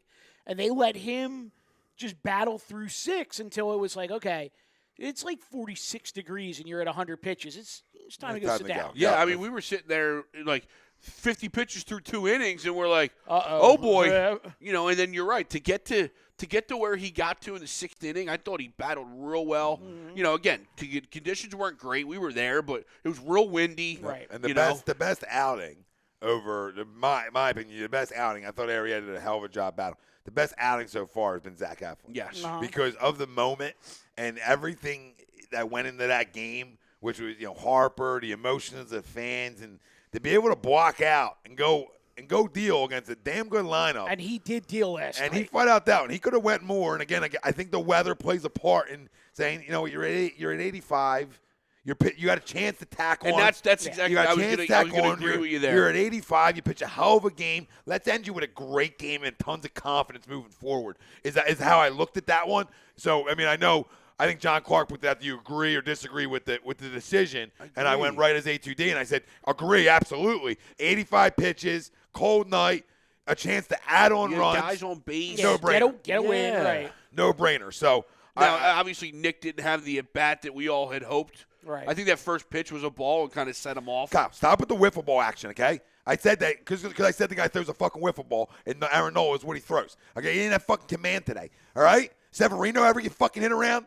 I mean, not get the fuck off with guys that getting hit around. Sale's getting hit around like it's his fucking job to get hit around, like he's supposed to find barrels, okay? So the Grom's going to get hit. The Grom's going to have a bad start or two. And the rest of them might be money, but he's going to have bad starts. Guys are going to have bad starts. Oh, they said right out of the box today. You motherfucker. It was literally bottom of the first inning today. I hate when he talks about Nolan. He was throwing my son. change up after change up after change up, and they even said Ben Davis said on the broadcast, mix it up. Well, he said he thought that the reason that he wasn't mixing it up was because he didn't have fastball command. Yeah, it looked like he didn't. So he was trying. Well, look at the fastball he threw to Soto, 0-2. It's supposed to be up, right? It's supposed to be up, and he fucking. Right, he was just. It's belly button high. Yeah. And for me, I actually like the fact that the kid realized early on, he didn't have command of his fastball, but he had the stones to go out there and try to spot changeups and curveballs and battle through until he found the fastball command. He just didn't find it. No, shit happens. He didn't find it. I'm not. Like I said to Kyle earlier on, in the chat, dude, this guy's pitched at a high level for a long time. At high, from college ball. Friday night at LSU? To he dealt in the minors. So it's not like the guy just started figuring out who he was. Yeah. Guys have bad starts, and it's I'm not concerned. Robbie, what did you have? You looked like you were talkish a second ago. The moment may have passed, but I'll put in perspective. You said Eflin went how many pitches? 85. 85, 6 innings. It didn't pass. Another reason why I might have pulled him at that point, too, is when you have spotty weather coming into a game, how many times do you have to warm up and cool down? Yeah, we had extra warm-up pitches point. that are going to add on. Yeah, because we had about 45 minute at least delay. Yeah. 45 minutes around there, 50 minutes. Right. It's actually, Robbie, that's spot on. I didn't even think about that, They Rob. said that he had started throwing and then stopped, went back into the clubhouse, and then went out and warmed up a second time. Same reason why Scherzer after 5 was we maybe could have run you out for one more, but let's just get you out. Ours was a different situation because of the runners on. 85, probably felt like 20 degrees out there last night. I had no problem with the move. I pinch hit for him 10 out of 10 times in that spot because I'm trying to tack on runs. Yeah, and for a kid you're looking to, he had again, I thought he was one of your better pitchers second half last year. I thought he had a good second half when many didn't. I thought he had, I thought he showed me some stuff in the second half. I got to go back and look at it. I don't remember, but I felt like he had that stretch where he didn't get off to a good start, and then he was really good, and then they had that stretch where they wound up sending him down to the minors. Yeah, that was and weird. It was nothing, and it was nothing more than an administrative move, because he didn't miss a start. He was in the minors for 10 days, and he didn't miss a start, and they brought him up. They brought him back, and he just I think there was a little bit of pissed off. Well, they talked about that in the clubhouse. That didn't go over too well. Yeah. Right. Guys didn't like that move. That little slick fucking, I'm going to take a couple hours off a guy and send him down, bullshit move. It's not going to happen this year to him. And I think they did a good job themselves of saying, hey, hell of a day. Mm-hmm. Come sit down with us. Let's go. We're going to go finish this off and win this for you. Yep. And so I look at this staff, and my missing guy is in AAA right now. My missing guy to make this 5 really good and Jared Eichhoff is right around the corner. Right around the corner. No. Closer. Maybe. Because he might get beat out by Drew Anderson. And that's fine. Because that guy was dealing all spring. And that's fine. But we know Jared's shown us, and that we actually thought this guy's a 2 or 3 in this league. Yeah. So, you have him as your 5th. Hopefully. I remember his first start with us. I remember claiming that trade was a win his first start. After his first start, he went like 5. He went almost, I think it was 7 innings or whatever, and he just dealt up we won the trade. Yep. There you go. Victory. But do you think there's a need for a lefty? All right, TTP has a question. I think it's important. Okay. But yes, I will hold that so I don't lose his thing here. Tom, can you explain what separates a relief guy from a closer? What makes a player of a 7th, 8th inning versus a 9th inning guy? Trying to expand my baseball IQ, LOL. Well, yeah, it's just it's where do we start? Yeah, it really. If you want to simplify it, simplify it. TTP. Baseball more than any other sport is creature habit, right? You talk about guys that walk onto the field that won't step on a goddamn line. All right, so they're superstitious as shit. Mm-hmm. They're creatures of habit more than any other sport ever, brother. And that's just right there should just lift your IQ up a million on this. So when guys are used to something and they're successful, what happens? The creature habit, the muscle memory. We talk about it all the time with little guys. The muscle memory of doing the same thing over and over. It's the same thing with a reliever being in his role, right? Kyle said it, not a closer. I don't agree with many things Kyle says. He's right. He's seen the guy throw all last year in the 8th inning as an all-star caliber setup man. So what separates him is he's used to it. That's his comfortability. We don't have a guy who's really comfortable as a closer right now. The closest thing is Sir Anthony, who was brought up as a closer. So, again, the guy's used to doing it. So, that means to simplify it, to make it easy, that's the way I look at it. Well, I think there's a couple things, though. I think there's – obviously you're looking for stuff because you do want either the velocity or the movement or something that's going to provide a different look from pitchers they've seen all through the game. Oh, yeah, you're spot on. The stuff. I talk about hard. I want a guy. Greg talked about the mentality of it because obviously you got to have a guy who, basically has the stones to lose a game. Yeah. And then go out there and not do it. Yep, and then go out the next day if he does lose one. If he does blow one. Exactly. To blow it off and say, I don't give a fuck. Listen, closers are guys, and Mike just touched on it, is I want to break your goddamn back. Well, to put it in TTP's world, closers are Michael Jordan, Kobe Bryant. You know what I mean? Those are the guys that want the ball at the end of the game. Where the NBA, you can watch the whole game if you want, but if you just want to watch the last 3 minutes of a game, you're going to see a whole different basketball game than you did the rest of the 4 quarters. Yeah. So your closers are you guys that you want that are going to take that last shot. Mm-hmm. Those last Yep. Those last three, and then miss it and come back and do it again the next time. The hardest 3 outs is the saying, but it's real, and it's not just one of them phrases, right? Robbie, me and you are right here with that. Right. We're going to say the same thing. Hardest 3 outs in baseball are the last 3. So, who's the guy who wants it? Kimbrel. You see these guys are wacky. Papelbon used to eye you the hell up. Look at some of the closers. They're bad dudes. Jose Mesa's got 6 toes. Yeah, they're bad men. They really are. They're tough. Alfonseca. They're tough, and that's what it is. And you look around baseball, and you'll see them guys. The greatest closer of all time. wanted to literally break your bat with his cutter. Well, think about it. The ninth are the 3 hardest, right? And I put right behind that the first 3 outs are the second hardest. And to start a game? Yeah, to start a game. Yeah. Because that's when you get a starter. Right. Like the real good ones, you got to get them in early. Right. Exactly. So if you want to have quality guys at the top end of your rotation, you have to match that. That's how I always viewed it. In the closer's role, being the hardest 3 out, because it's a different animal. Now your back's to the wall. It's like this, do or die. And that's where the analytics and the matchups are fucking up what that guy is. Yeah. Right, TTP? So you can't mess with it because, this guy owns this guy, so we'll put, he has better numbers, whatever the case may be.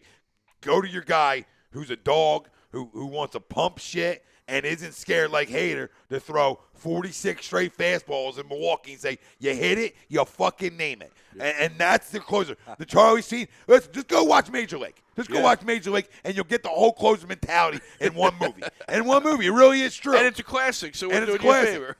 Which is funny because Vaughn was the starter in the movie until the playoffs when they needed a closer. No, the Giants don't really need an outfielder per se. I mean, it is went out and got Randall Grichuk, which really solidified. No, Kevin Pilar. Pilar, sorry. Grichuk got Grichuk Pilar's stayed. job. Grichuk stayed, sorry. They went out and got Pilar. They're really not, to me, not in a huge need. Was he talking about a trade for Baum? Yeah, I could see them trading Bumgarner, but they're like semi-trying to win, but rebuild at the same time. It was kind of weird with the direction. Like, you go get Pilar. Like, it also threw off. They were in on Harper. So why are you a team as quote unquote bad as you look on paper, trying to go after Harper? Right. Yeah, because I don't know if I'm not putting in a Dubal on a trade for Baumgartner. I'm not gonna hurt. I'm not gonna hurt a spot to gain a spot. They're not gonna take Odubel. They're gonna want all prospects. Yeah, I'm not. My point is, I'm not trading one of my starters for him. You ain't getting nobody on my roster right now. Yeah. You're going all puppies. I'm not going to hurt. It's like the Lane Johnson thing, right? We talk about, right? Like, I'm not going to move him from right to left. No, I'm not going to hurt another position to try to help one. I'm going to keep a guy where, hey, you're a Pro Bowler here? Go be a Pro Bowler. Now, Wilson and I already made that deal. What? It's either Adonis Medina or JoJo Romero, either Hazley or Moniak, and 2 other minor leaguers. Like your closest minor league outfielder. You get one of the 2 stud pitchers. You get one of the 2 stud outfielders. You can have Archimedes Gamboa as your shortstop of the future. We'll give you one of the catchers we have at like low A or whatever. Yeah, whatever you want. You'll get good prospects, but you don't get anybody off the major league roster. And I would bet that they don't even want them. Yeah, I'm just saying to him, like the way this team's built to win now, well, you don't go because one, Herrera's got a great team-friendly deal for yourself too. For yourself. I mean, we always talk about how great of a deal it was for other teams to take on. It's a great deal for us. So it goes both ways there. But what I'm saying is you don't want to trade anybody in this lineup or on this roster that's starting to make your team better, either at the trade deadline, whatever it is. It's prospects. You ain't touching starters. Because why am I going to get worse somewhere to try to get better? Go ahead. There's a guy I'd throw in there. It's Nick Williams. Nick Williams is one of those guys where. But they're not going to want him. No, but he's a major league outfielder. Yeah, no, he is. For a team that doesn't have McCutcheon, Harper, and Odubel already under contract. I also think Nick's going to play a lot more than as it goes down the road too. Okay. I think he's going to get enough starts as your 4th outfielder. I think he's going to get some time. So it's another guy that I'm not. I don't want to trade him. I love Nick. I want him here forever. But there's a logjam with him because Altair can do the same thing as he is. Altair's just from the right side. Right. Quinn, you know what I mean? You got Quinn and Cousins from the left side. Realistically, isn't the athlete Williams is, but can do what Williams is going to do. Right. I the one thing I will say is I think it's going to be really interesting this year now that they've taken away the waiver trades. So you have the trade deadline of July 31st, and that's a hard deadline now. Like that, that's it. If you don't make a trade before July 31st, you're done. Yep, I love that too. Which now leaves you 2 months after the trade deadline to either make it work or show that you screwed up. Yeah. And that's one of the rules that does take effect this year. Yeah. That waits until next year. Correct. I think if they were taking that waiver trade deadline or thing away, I think they probably should have pushed the actual trade deadline to maybe August 15th and kind of cut it in half. But it is going to make things real interesting. Teams are going to have to commit by the All-Star break or just after the All-Star break. Are we in or are we out? Right. It'll be interesting. No, I hear you, right. But no, I mean it's no players from your roster for any of these kind of deals. Teams are selling.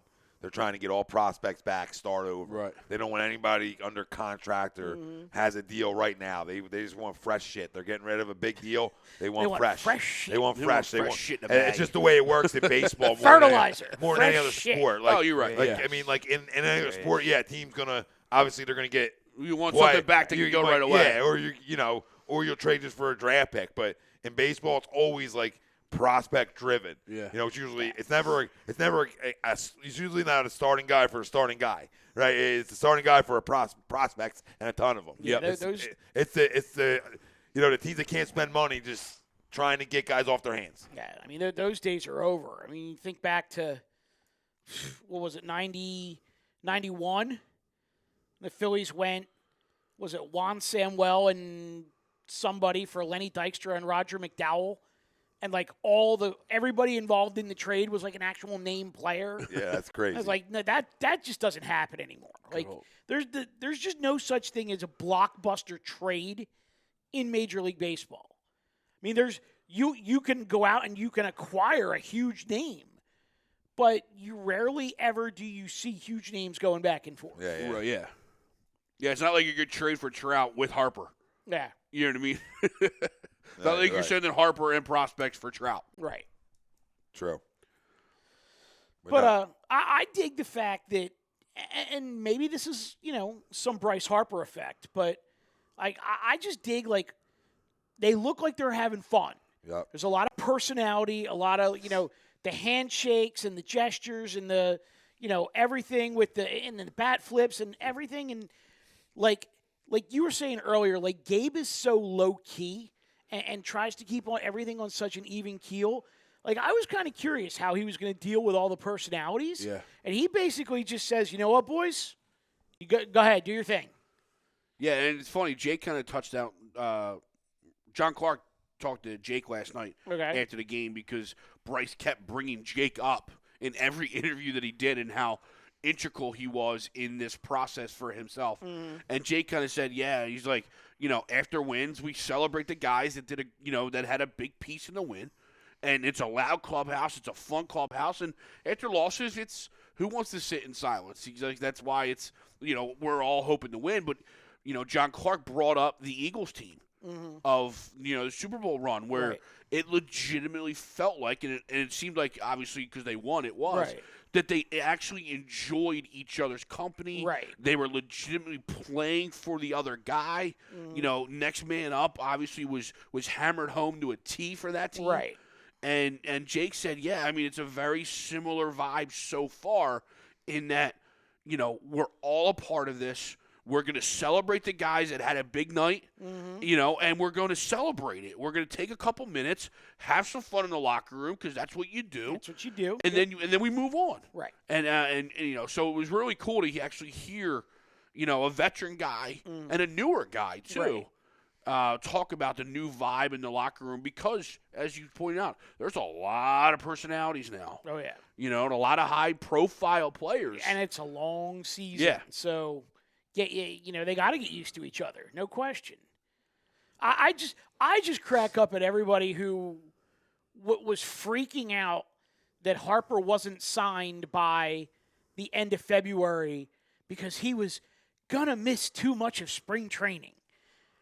It doesn't look like it's affected his swing any. No. I think that's for most big league guys, too. You get your 30, 40 at-bats. Like I said, Your his last double he hit in Clearwater where he oppoed that off the left center field wall. That was a swing I needed to see that he was locked in. Yep. And it's like I said, that's why that single swing he had last night was to me maybe his best swing, although it only went, it was a single. Right. But it was, he's staying locked in, nothing's flying out crazy open. Which then obviously led to the home run because he was able to stay through the baseball. Yeah. I'll tell you what, though, man. Being there on Thursday. Granted, it was the opener, and there's usually a sense of enthusiasm for the home opener or whatever. But there's just an entirely different vibe in that ballpark this year. It's like there is just an expectation that you're gonna show up there and they're gonna win the game. Oh yeah. We felt it on that Sunday. in freezing temperatures. That place was fucking jam packed. Yeah, and was loud and aggressive and into it. And you can now add Bryce Harper to Ryan Howard, 2007, 2005, 6 through 2011. Yep. That you're not missing in the bat. No, you're absolutely right. You're making sure that either you're in front of a TV if you're not at your seat, if you're at the game, or you're in your seat because you're never missing him. Yeah, you better not be in the bathroom. I was the only one in our group at the seat for his home run. And so I'm going bananas, and we had 2 rows. We had 4 seats in 2 rows. I jokingly turn around and start high-fiving the air of where the guys were supposed to be behind me, like, oh, my gosh, let's go. And then the people in the next rows were laughing, and then obviously the high fives went over. The cameraman. When you're there with like a ton of people, it's like you sort of lose track of like who's coming up, maybe stuff like that. So we ran off to like a bathroom run or whatever we did, and I don't know what the hell happened. Guys were trying to sneak around, smoke cigs. It was a mess. I was going to say a bathroom run, or did you go try to rip a cig somewhere? Well, we did, and I don't remember what time it was, but I think it was a cig run where we tried to smoke a cig. I did it twice, and the one time Chris was like, let's go smoke a cigarette. And I was like, okay, and went out there and lit one up, and as soon as we lit one up, it was like, put that out. I was like, and then some dudes across from us didn't stop.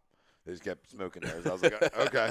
But yeah, then I missed the homer. I seen it on the TV right outside of where McFadden's was. That was a smash. When he hit that, it was like that's pissed. so high it could go triple deck. I'm so mad. And then obviously the wind, you know. I'm so mad. And then last night, obviously, I had to get in the car and roll out to like around, I had to get and roll to AC, and I missed it.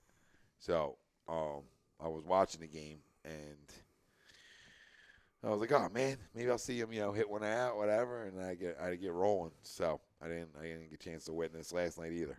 Heard on the radio, but not the same. So watch the footage a whole lot after you got to your destination. Oh, I didn't stop. My dad was laying on a stretcher, and I'm like, yo, look at this. That's how we started. Big Tom. I'm like, yo, you Big good? Tom, He's check like, this out. He's like, yeah, I'm banged up, and I was like, all right, watch this then. This will make you feel better. And then it was funny because I had him voice messages Sweeps and Wilson. Like, guys gonna pay for this one. Just let him know, let them know because they were asking him. I don't let him know he was good. I was like, just talking to the fan. Yeah. So it was cool, but yeah, dude, they got hit freaking third. So they're at. They give you the breakdown. Like they're on the White Horse Pike coming back from AC, right? So they're on the 3-lane highway stretch of it where you're like 45, 50, and they're stopped at a red light, and no brake screech, nothing.